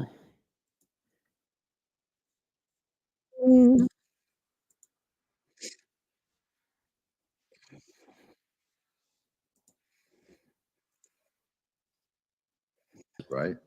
Correct. Okay, just checking. Okay, but moved by who? It was towed by Mr. Johnson's boss. Okay, over to one of his lots, correct? Yeah, I think his Okay, good. house or lot. Yes, sir. Thank you. And okay, so after it got towed over to this lot, did the police, did they decide to impound it, or I'm sorry, the sheriff's department, did they decide to impound the vehicle or take the vehicle or secure it somehow? No, we just conducted a search warrant of the vehicle and Yeah. searched the vehicle. And this is after it had been sitting there for 10, 15, 20 days. Yes, sir. Okay, just checking. Okay, and when you went to do the search of the vehicle, was there anybody else with you? There was quite a few people. Okay, could you recall any of them off the top of your head? Detective Underwood was there. Okay, Deputy Overson was there. I believe retired Sergeant Hernandez was there. retired sergeant. And Captain Phelps. And Captain Phelps, okay. And, okay, so, did you do a video of this, when you guys searched the vehicle? Did you do a video of that at all, or Yes, remember? Sir. Okay, 1, 2. I'm going to stop you right there, Mr. Tucker. I think it's time to take a morning break. That would be. So. All right.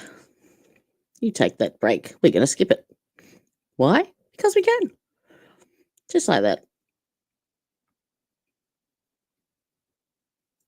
For specific pieces, I know I'm repeating myself, but for specific pieces of evidence that simply doesn't withstand the foundational requirements, I'll be happy to make an appropriate rule. So that's about as much as I can show. Yeah. Okay, I'm trying. L.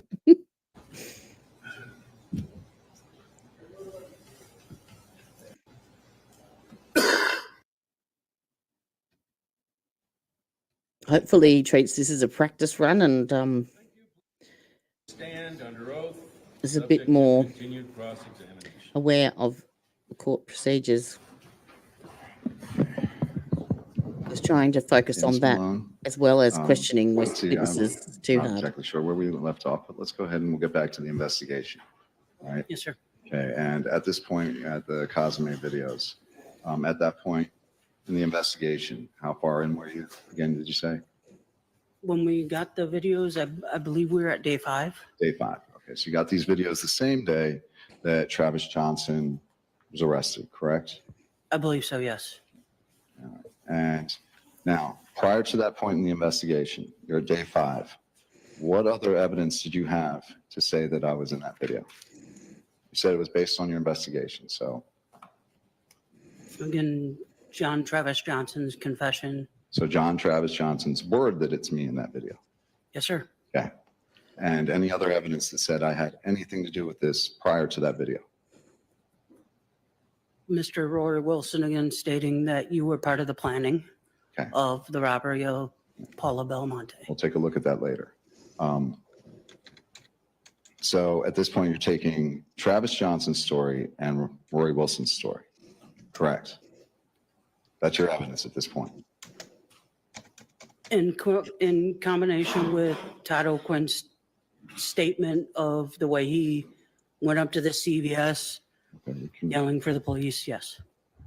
And Todd O'Quinn's statement, and Todd O'Quinn was who? One of the people that was in the house with Matthew Bonnett, in the trailer with Matthew Bonnett. He was in the house in the trailer with Matthew Bonnett. He's the gentleman we saw running up the hill. Yeah, with the flashlight, yes. Yes. Okay. So he's that gentleman. That would certainly help, Karina. Yes, Yes. sir. Okay. Did that gentleman also say he's 100% sure it wasn't me over and over again? I don't know. He didn't say that to me. It was said. Okay. And we'll have to pull up that video. Okay. So you're saying that Todd O'Quinn never said that you know of that it wasn't me? Not to me, no, sir. Okay. Go ahead. And now you did do the Not you, lineup but with did Todd you O'Quinn, correct? tell anyone else? Yes, sir. I did one of the lineups. Okay. And did Todd O'Quinn, was I included in that lineup or? No, sir.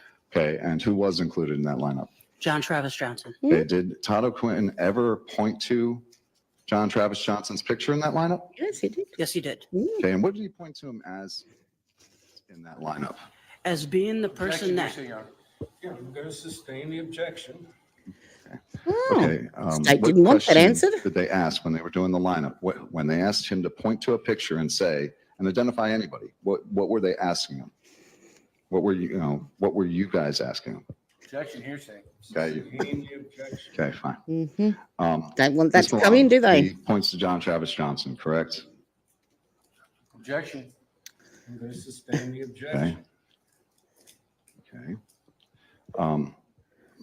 Again, we won't be redundant here. Miss Malone. This is the Okay. issue that Steve was We've already- trying to explain, how Ty doesn't know how to get the evidence in to make a record of it. So he can't work out he can't get it in through her because it's hearsay. So he has to get it in through Todd O'Quinn or her mentioning the comment and opening the door. So, but at the moment, they're trying to hide Todd O'Quinn from him and reinstate a gag order against Todd O'Quinn because he was a state witness at the first trial, so that Ty cannot subpoena him and question him and prep him for testifying in the defence's side. So they're trying to stop him from testifying in the second trial because he can testify that it wasn't him.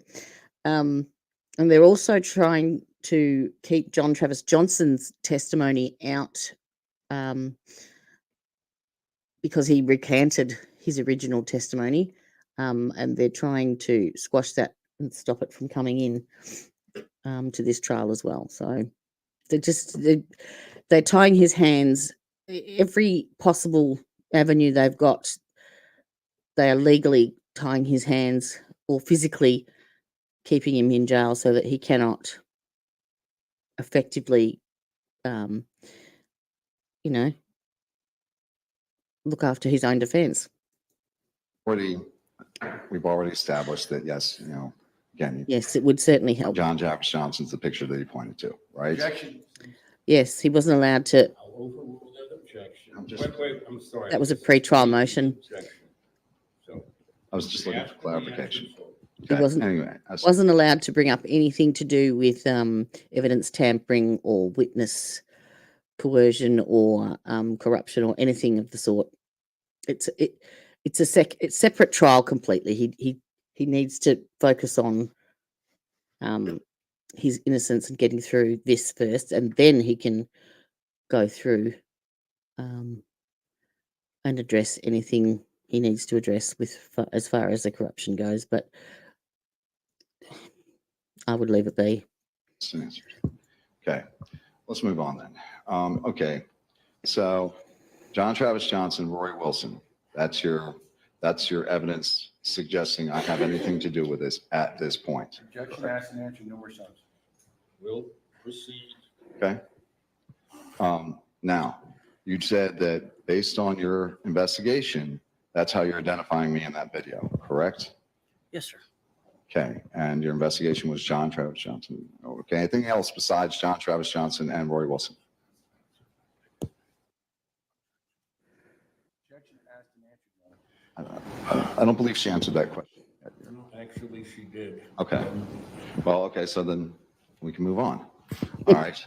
So that's the extent of the investigation at that point that you know of. Okay. Anything else from the investigation prior to that, as far as, you know, your handling of evidence, your handling of videos?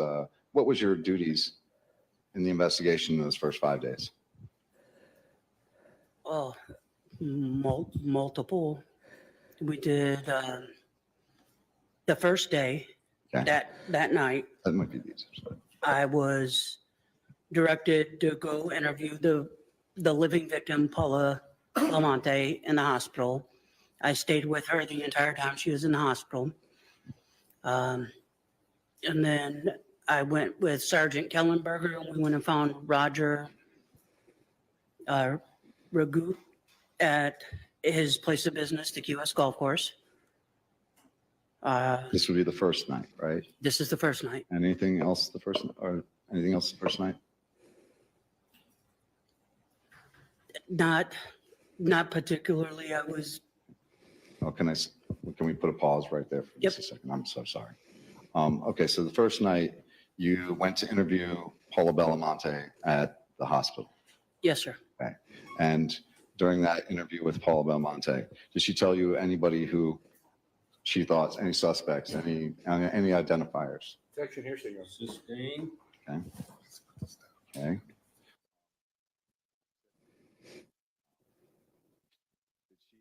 Say that it was me. Same objection. I'm going to sustain the objection. Okay, I was asking because she's the one who completed the interview. Got it. Okay. Okay. All right. So. Yes, it is. Again, you it did is that. definitely on Then you his went and YouTube did channel. Another interview. What did you do after that? We canvassed the area, that street, Laurel Avenue. Okay. I believe when I went home that night was about 4 or 5 a.m. the next morning. Okay. And then you came back the next morning and. Next morning, I don't remember what time, but it wasn't late. It was before noon, I believe. We came back to the scene. And I believe it was that day, the next day, that Key West CSI finished up with the actual scene. So it's the second day. Yes, the second day. And you came at around noon, you said? I don't remember the exact time. Now it was when you did come back on that second day, were you at the Treehouse or were you canvassing someplace else? What were you doing again? I was at the Treehouse. I walked. Bri, are you still almost around all of Stock Island in chat? Oh yeah, I can believe it. Okay. That I day, have a looking question. for. Okay. So, you guys were just looking for evidence around Yeah. the neighborhood, that kind Yes, of sir. stuff. Okay, gotcha. All right. Were you there for Detective Pritchers' interview with Todd O'Quinn? That At the the initial night. Treehouse, at the Hello, Treehouse. sir. I just have a quick question. I just thought about how he can get Paula's testimony in without her because I believe Danielle Malone is testifying again in the second trial, if she interviewed Paula Belmont in the hospital and took, her testimony, is he able to lay the foundation and say, did you question her? Did you take this testimony? Is this your signature? Is this, a true and accurate record of that witness statement? And does it say in there that she believes that it wasn't me? Is that one way that he could bring this in as evidence, or does it have to be via Paula's deposition or, testimony on Zoom from the last trial? That, sir, is my question.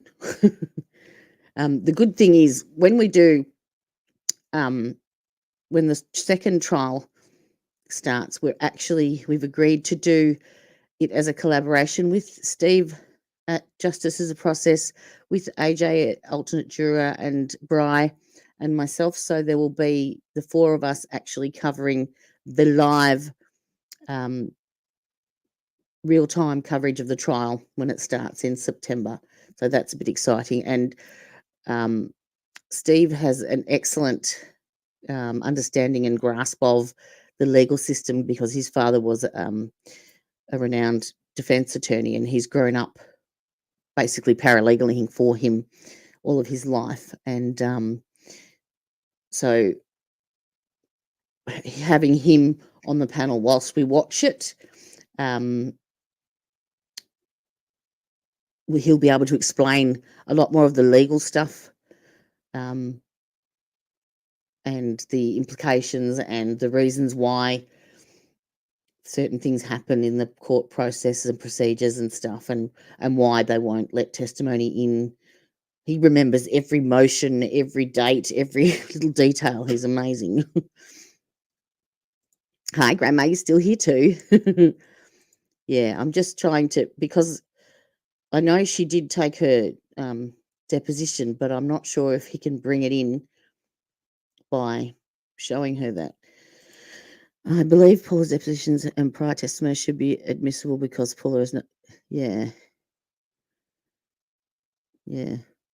So if he did lay that foundation and questioned her about interviewing her and showing her the testimony, then he could bring it in that way, possibly. Thanks, Bri. House location. The first night I was there for, Oh, okay. I believe, a very small portion of it. Oh, Todd Quinn's interview? Yeah, the Okay. initial one that night. Yes. Oh, thank you. Oh, she opened the door. She opened the door. Second, I was talking about the second interview during the daytime. He did it at the Treehouse, and I would assume he would have been there just because, it's about the same time. I don't recall being there for that interview. I just didn't know. I put like 8 miles on my shoes that second day walking so you Stop weren't- Allen. Oh, I'm sorry. So you weren't there. No, sir. Okay. Now, were you there when they brought Miss Paula Bellamont to the Treehouse that day? The second day? Second day. No, I brought her to the Treehouse that night when she got released from the hospital, And, but not the second day. and why'd you bring her back to the Treehouse that night? They wanted to get, I believe, fingernail scrapings. Fingernail scrapings. Okay. And Yeah, her prior testimony should be admissible, but is it able to be brought in through Danielle Malone if she took the deposition or the statement from Paula in the hospital? Can he bring it in through that by showing her the transcript? That's what I was wanting to know. If you know. you didn't bring her back the second day. No, Okay. And you weren't present when they did. no. Okay, good. All right. And were you there when Miss Anthea Clay was there Maybe. on the second day? No, not on the second day. Maybe that initial night. Oh, the first night. Okay. Yeah. Okay. So the first night you were there when they brought Anthea Clay to the crime scene. I I don't know. I wasn't there when they brought her to the crime scene, but she may have been around that night. Okay, and according to your offense report, your affidavit, who is Miss Anthea Clay? Anthea Clay was, I guess, a roommate at some point with Paula and No. Matthew Bonnett. Mhm. I'm She not lived certain in the trailer where park. she stayed on the property, but she stayed there at some point and had just left like very recently Okay, and for that incident. okay, but in the affidavit you wrote, was she ever named as a suspect? Yes, Paula stated that she believed Anthea Clay had something to do with setting up the robbery. Was Paula the only one? That's Just asking what she wrote in her report. Thanks, Bri. that told me that Well- she's the only one I remember. Okay, I'm just, Yes, I'm I referring did. back to your affidavit again. Like, remember we were talking about your affidavit earlier? Mhm. I'm referring back to your affidavit. In your affidavit, in your statement, about the investigation, did you say that, somebody else besides that actually named her as a suspect? I don't recall.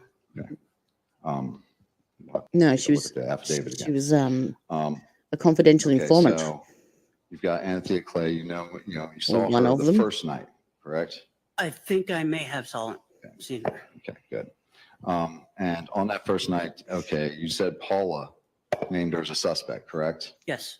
Okay, and they brought her to the crime scene that night. You were there for that. No, I believe I was with Paula still. I thought you said, I'm a little off. Okay, maybe it's just me. But okay, so they brought her back down there. Again, did you see her leave when she left the crime scene? No, Okay. Do you know where she came from before she got to the crime scene? no, sir. Okay. But they didn't arrest Anthea Clay. No, sir. Okay, just check. All right, so they didn't arrest her. Did they ever bring her back in for an interview that you know of? Thanks, Bri. I You're a wasn't a legend. part of it, but yes, I do believe they interviewed her at some point. Okay. They interviewed her at some point. Do you remember approximately what? I mean, probably a year or so after. A year or so? Afterwards. A year or so afterwards? Yes, sir. After what? Oh, after the crime happened? After the crime happened. Okay. Yeah, 2019-ish. Okay, so after the crime happened. And, and you can't recall if she was named a suspect in your affidavit. Objection's been asked and answered. I'll overrule the objection. I wrote in my affidavit Oh, that overrule Paula the stated that objection. Anthea Clay had set up the robbery. Were there any CIs that they talked to in the affidavit?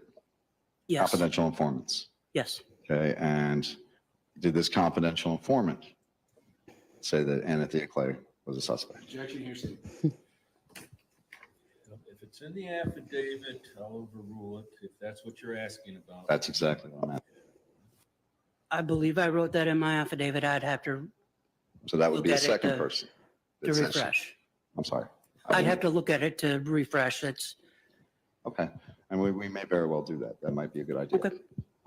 If we could refresh the witnesses, would that be fine, Your Honor?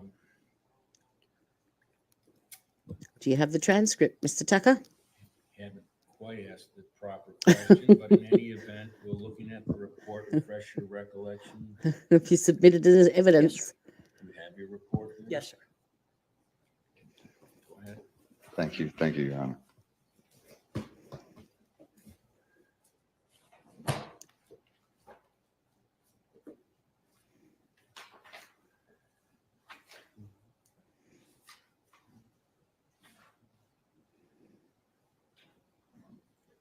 Let us know when you've reviewed it and your recollection has been refreshed, and close it up. And is your recollection Yes, sir. refreshed? Ma'am, Question. now that we've refreshed your recollection, do you remember a CI that says the same thing? Yes, the Okay. CI stated that Paula had set up Anthea Clay and didn't return her. And it sounded like it was a drug deal that didn't money didn't get exchanged. So in return, Anathea set up the robbery as payback. Okay, so that's what's in the affidavit, is that Anathea Clay was setting this up as payback for something that Paul had done to her, allegedly. Yes, sir. Okay. All right, and that's in the arrest affidavit. So that's definitely naming her as a suspect, correct? Yes, sir. Okay. Now, again, you told me, you just told me a second ago that they interviewed Anathea Clay, but it wasn't until way after, correct? Yes, sir. I believe so. Year and a half, 2 years, something like that? Is that, I'm not sure if I heard correctly. I just want to make sure. Yeah, I believe it was sometime in 2019. So 2019 from a crime that happened in 2017. Yes, sir. Okay. And did anybody, that you know of, did they try to apprehend Miss Clay? Was there a warrant out for her arrest? She's a suspect. No. Okay. So to your knowledge, nobody ever put out a warrant for her? No. Okay. And did they ever do any other work trying to find Miss Clay? Did they, what attempts were made to find this murder suspect?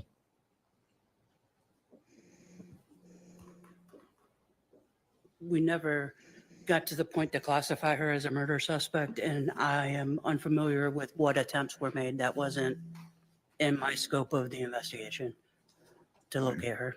Well, don't get me wrong. If I remember right, your scope in the investigation, you're right below the lead detective, correct? Yes, sir. Okay. And it wouldn't be in the scope of your investigation to know where a murder suspect is. Again, Anathea Clay never became a murder suspect during the course of our investigation. Well, didn't you just tell me you had a witness that literally stated that, she set this crime up as payback? Okay. I'm going to overrule the objection. Yes, we had two people that told us that Miss Clay had potentially set up this robbery to occur as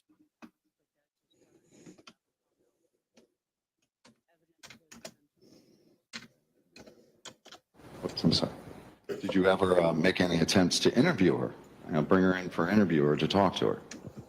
I did not. That was not part of my job in this investigation.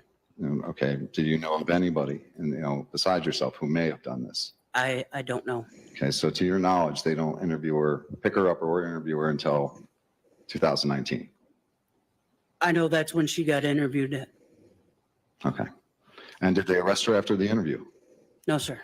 Okay. And was the evidence still the same, or did it change, or is there a reason why she wasn't arrested?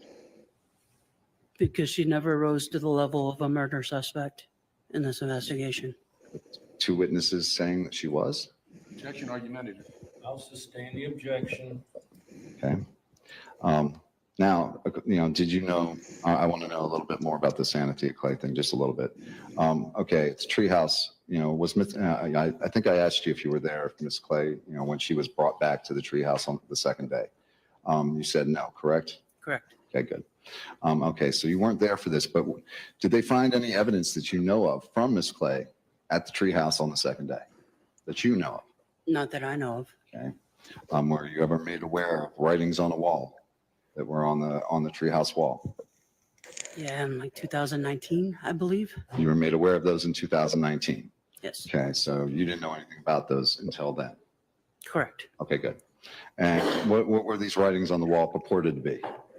Honestly, I don't remember know. what they were? No, Okay. sir. And do you remember what evidentiary value they had? No, sir. Okay, so you, I don't know, you said you saw pictures, is that correct? This actually comes up in Paula Belmont's deposition, and apparently it's writing from Anathea Clay to Matt Bonnett after the event, making claims and statements, but there is photos of it in her deposition, I think it is. I can't remember off the top of my head what they actually said.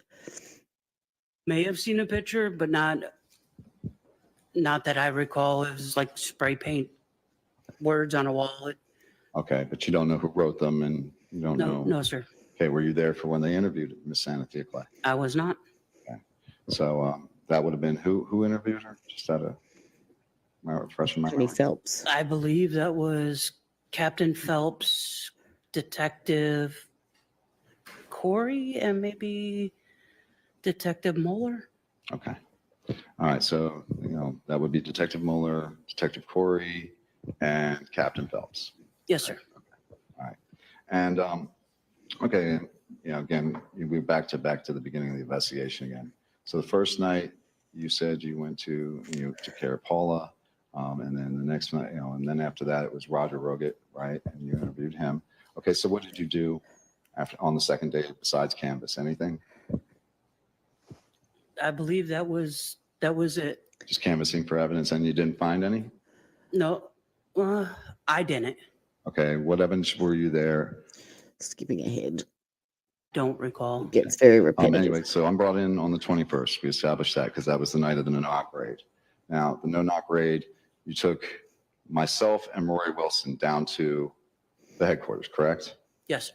Okay, not you personally. Somebody else drove me. Okay, and this is where you did the initial interviews with the suspects, correct? Yes, sir. Okay, and like I said, at some point, because I actually remember we did the interviews together somewhat, but okay, in the interview process, was I taken out of the interview room and taken downstairs and put in a squad car, still in handcuffs? You were placed back into handcuffs. And put down in a squad car, correct? Yes, sir. Okay, and how long was I down there? I don't know offhand. What was the purpose of putting me down there? I believe so we can interview Rory. Okay. Now, was I still free to go at any time? No. At that time, no, I don't know. I would say no. You were in handcuffs in the back of a police car. Okay, and was I in handcuffs in the back of a police car when I left the warehouse to come back? Or when I entered this, I should say, because you were at the station, when I entered the station, did I enter in handcuffs? I don't recall. Okay, this would be. There is a video of that So, on were Ty's you at the raid itself? YouTube channel as well. Okay, and did you initiate the search warrant for that raid? Did I write the search warrant? Did you go and seek the search warrant? Yes. Okay, and you're the one who got the search warrant for it? Yes, sir. Okay, and what did you write the search warrant for specifically? For any and all evidence that could be found at whatever the warehouse's exact address on 2nd Street. And the address of the warehouse is a big place. Yes, sir. So was it the address for the entire warehouse, or was it just that one spot? It was the address for the warehouse, but I do believe I specified the living areas where Rory Wilson Okay. was at. Okay, so Rory Wilson's apartment. Yes. Okay, was Rory Wilson's apartment attached to the upstairs of the warehouse? Honestly, it was all attached. I mean, was it considered the same spot? I mean, like, okay, a lot of apartments and apartment buildings are attached, but that doesn't mean they're the same.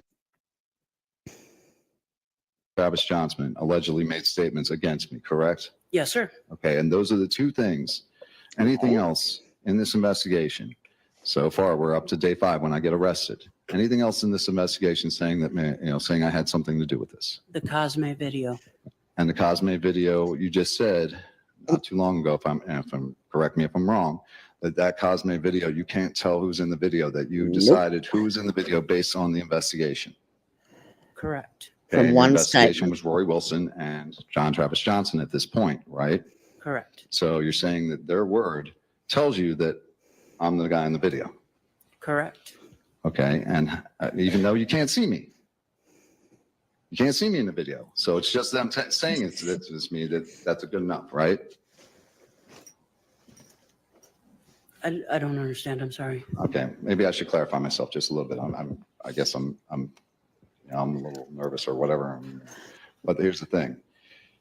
Video, when we it made me a suspect at that point. No. So Is there basically, any we've reason to established detain me at this point? there is nothing. Because you're in the apartment. Just because I'm in the apartment, right? Yes, sir. Okay, would you agree that if you went into apartments, right? Say it was apartment complex, what happens when you go into the wrong apartment? I don't know. I don't think I've ever done that.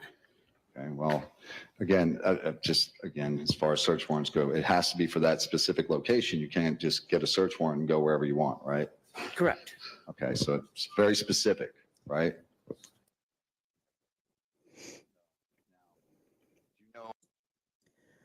That, again, is there a procedure for it? Is there something that, a certain way you have to do it, anything like that? Have a lunch break. No, just other than He the basically same repeats standard, himself, writing the search warrant, having and the it state gets look very at it, confusing. It's not. saying yea or nay, and then having a judge look at He it and needs to saying narrow yes or it no, down signing his it, and then questioning there's procedural things where and we're going to get record us precise reading questions, the search warrant.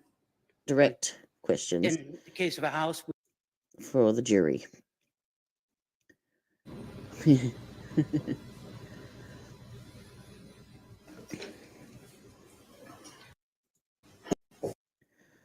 Sidebar.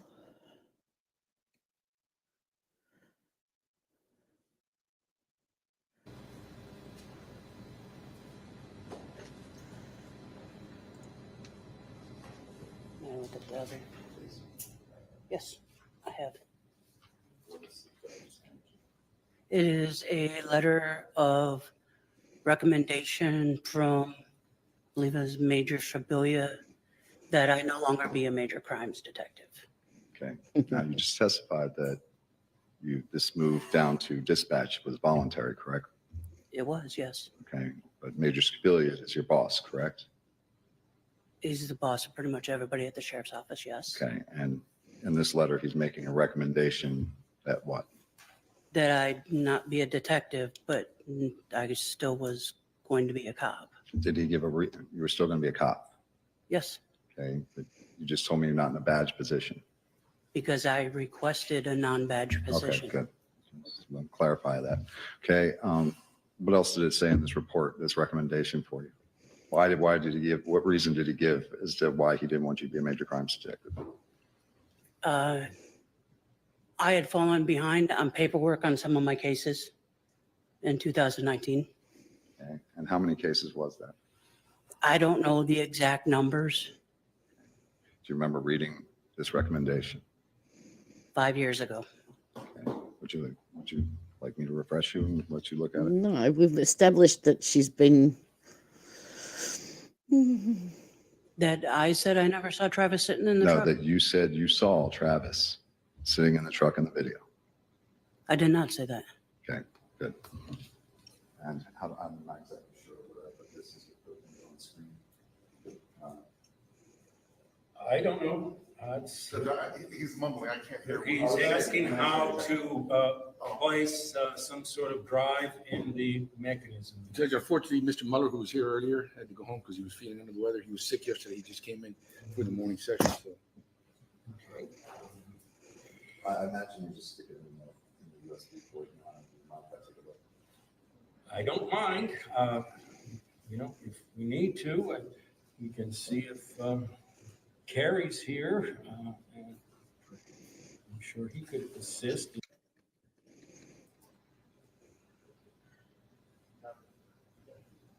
Please don't be bringing up the Cosmos video again, please, baby Jesus. Yes. What? I called Carrie. He's on his way. That's not plugged in. Well, he's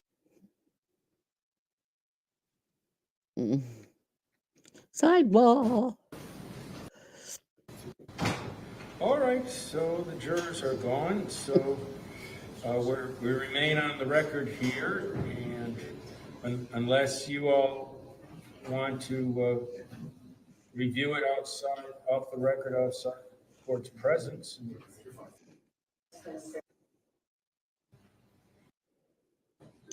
What are they reviewing? Figure it out. So, event, if this is something you're going to use later on. This is the same video.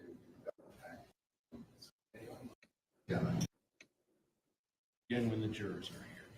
So let me know when.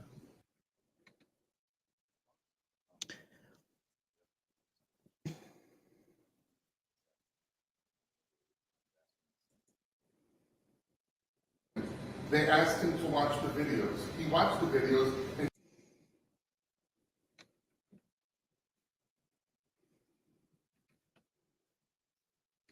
the video the defendant wants to play, his assertion is he's going to impeach the witness. He says she testified that Travis Johnson gave corroborating evidence about what was happening, about him being involved in a crime. Corroborating evidence about Mr. Tucker being involved? Mr. Tucker being involved in a crime. Mr. Tucker's assertion is that she's going to be impeached because on the video, back when Travis Johnson gave a statement in 2017, after he gave his statement, which implicated this defendant, after that statement, they asked him to watch the videos. He watched the videos and he said, I cannot ID this defendant in the video. That does not mean she was lying about having corroborating evidence. He is very conveniently omitting the 90-minute interview he gave that he articulated very concisely that this defendant was involved in the planning and the execution of the crime. Now he wants to impeach her with the portion of that statement at the end where after he gave an oral statement, they said, okay, now that you give that and we believe you, we think you're credible, we'd like you to look at these videos. And they ask him to look at the videos, and he looks at the video and he's like, yeah, I think that might be my truck, but the headlights look a little different, and I can't say if that's Ty or not. That doesn't mean that she didn't have corroborating evidence. She did have corroborating evidence, but the video itself was not. And she kept saying today in her testimony, I know who that was in the truck based on Travis Johnson's testimony. Travis Johnson's testimony articulated that he drove them over there, they got out of the truck and went to the treehouse. But she never said that she could ID him in the video. She actually said this morning, I can't even see who the driver is. And I can't make out the faces of the people who got out of the truck. So where's the impeachment here?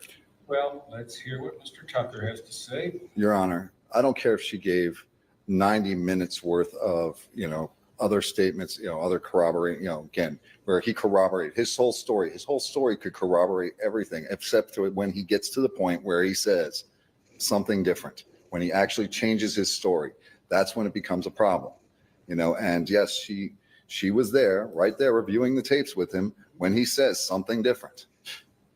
So it's not corroborated. So it wasn't corroborated. What difference did he say? He said he couldn't see if it was his truck. He couldn't tell who either individual was in the video, and that again, he couldn't identify that or corroborate that as the video of the incident.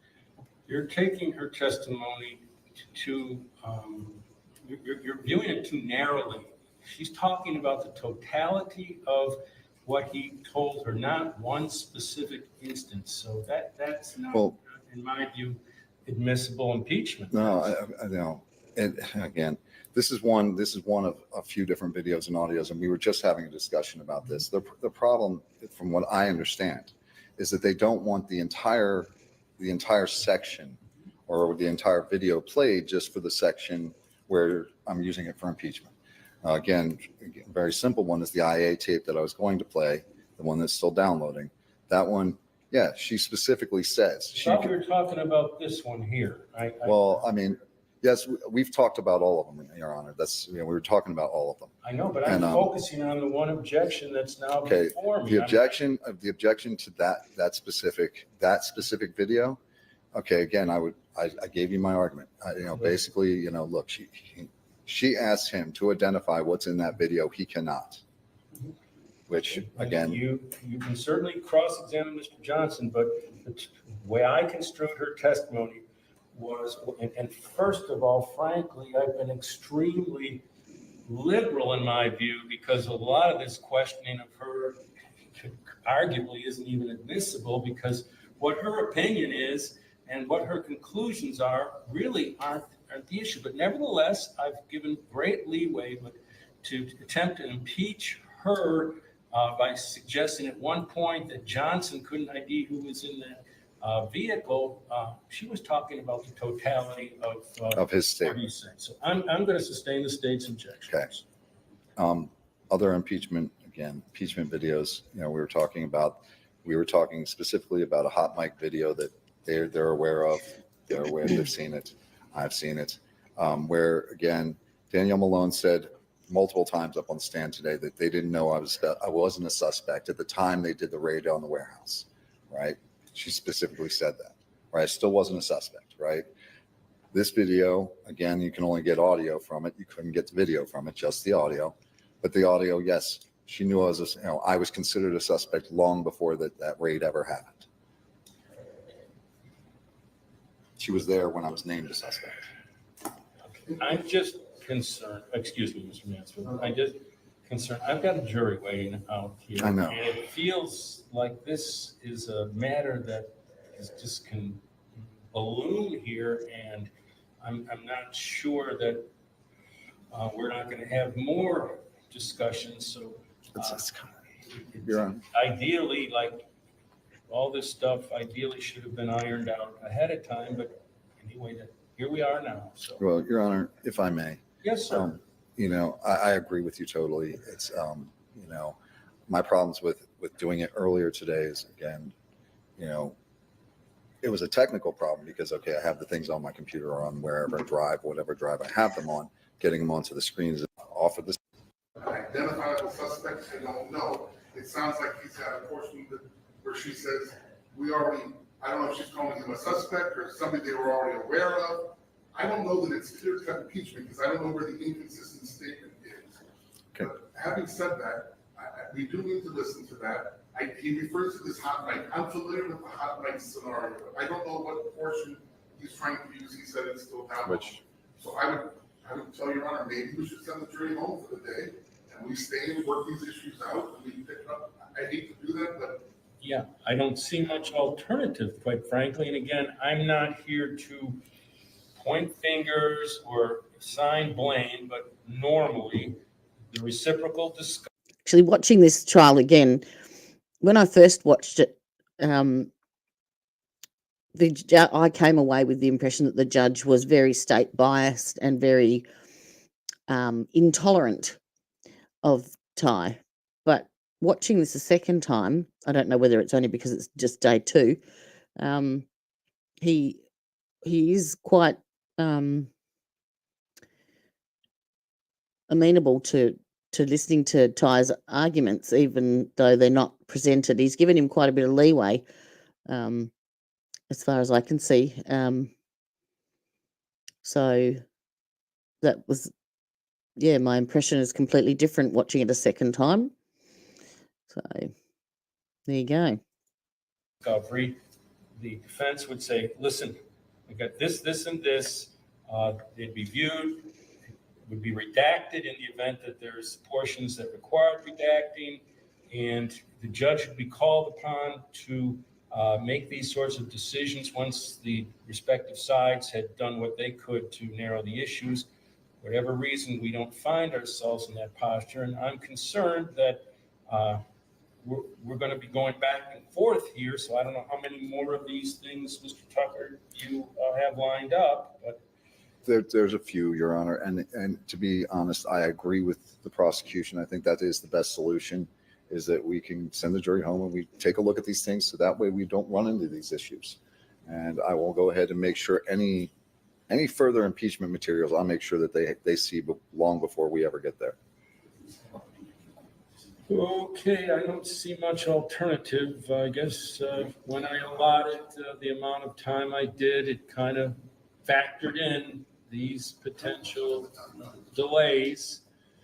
So big picture, as I said, the amount of time allotted factored in some of this stuff. So I just don't want, if I'm going to be in a pay me now or pay me later scenario whereby saying, okay, hey, the jurors breathe a sigh of relief, they go home early, but then Friday the 2nd, they're sitting here at midnight. I don't want that, but I don't think we're at that point.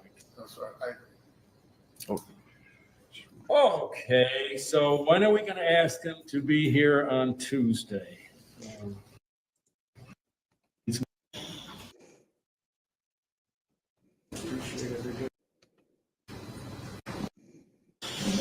We've been basically hurry up and wait. I can't tell you what's going on. So that's the short. All right, he's sending the jury home.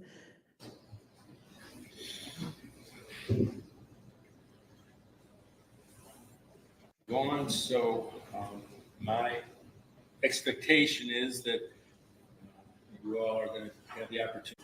What these impeachment materials are, you're going to assess them. And if there are any specific objections, you're going to have them lined up. If not, so much the better. But if there are, I'll raise them, make a decision, and hopefully we can have a stage set, so to speak, for when we next reconvene with the jury. Yes, sir. Yes, sir, Your Honor. One other thing, just for clarification. I know we discussed the technical aspects of getting Paula on Zoom, and you mentioned how we swear in. Would we swear in via Zoom, or do I need to find somebody who would do that? Well, somebody would do that on site. I'm willing to swear her in, or if there's, as long as there's no objection. I mean, I'm assuming that everybody knows who she is. She's not a surprise witness, and so I'm able to administer an But she's oath. Muniz, right? So if that satisfies yourself and the state, then We have no objection to that, Judge. Just doing logistics, Judge. We would, however, I would ask the court if it's okay to send one of my investigators out to be in the room while she's testifying, because I'd like to know who else is in that room. Make sure there's not somebody sitting off camera that's going to be providing her with anything improper. So I would like to have a witness in that room while she provides her Zoom testimony. is there any objection to that? No, Your Honor. Okay, of course, Mr. Tucker can have somebody in the room also. Mr. Alvarez raised the question about showing exhibits and the like. Again, I'm not going to be up here operating the Zoom. You all are going to be doing that. There's ways to do that, but it's... You're right. We're good, Judge. We're good because we will have our IT guy here that will help us do what we need to do. There's a term for it where screen and screen, something. Share screen. Share screen. There you go. So, Just along those lines, one last issue. I know the court inquired yesterday about the email that I forwarded to your office. I know that you were requesting, I think you were requesting more accurate information with respect to Ms. Belmonte's condition. And that's true. I assumed that Mr. Tucker premised his question on the fact that he believed he could get that information that would basically establish that she's simply medically unavailable. But yeah, we're yes, sir, Your Honor. Haven't withdrawn that request, but I think his question is based upon the premise that can be obtained, and then going on to, in anticipation. I can swear in. State can have somebody present just to monitor, observe. So can the defense if they desire. In their event that people want to use share screen, then that's going to be on them to, we'll provide the screen and the reception here. Otherwise, I guess you know what your mission is in terms of this afternoon. So the deputies will let me know if and when you need me. Thank you, Your Honor. All right. That is the end of day 2. Trial testimony we're signing off anyway. Bri, thank you for your assistance. Have a great day, and good luck with everything that you're doing. Thanks for your help, and thanks for being here. Yes, day 2 of the first Treehouse trial with Franklin Tyrone Tucker. Now, I'm assuming that day 3 will be tomorrow. It all depends on how AJ is feeling. She hasn't been. Thanks, Gabby. Thank you for your help, sweetheart. I will be either streaming with Gabby on a new with AJ on a new trial if she's feeling up to it, or I will continue on with recapping the Treehouse day 3 with Ty Tucker. Okay, so it'll be the same time, same place, same back channel, and hopefully AJ is feeling better. So send her your love. Alternate juror 1. Where is it? Her link. You know it's here. There we go. And do go and check out Ty Tucker's YouTube channel. It's free Franklin Tucker on YouTube. And yeah, you can watch all of the interviews, body cam, the arrest itself, a whole lot of stuff.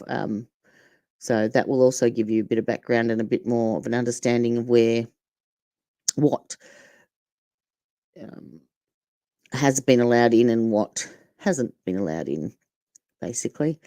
And justice as a process has even more on the subject, especially if you don't like reading through depositions. All right. With that, thank you for watching. Thank you for being here. Thank you for joining in chat. And on your way out, if you would click that like and subscribe button, that would be fantastic. We're gradually creeping up there to meet the requirements of monetization. So thank you very much for your support. And I hope you have a fantastic rest of the Tuesday. All right, don't work too hard. And until next time, I bid you adieu.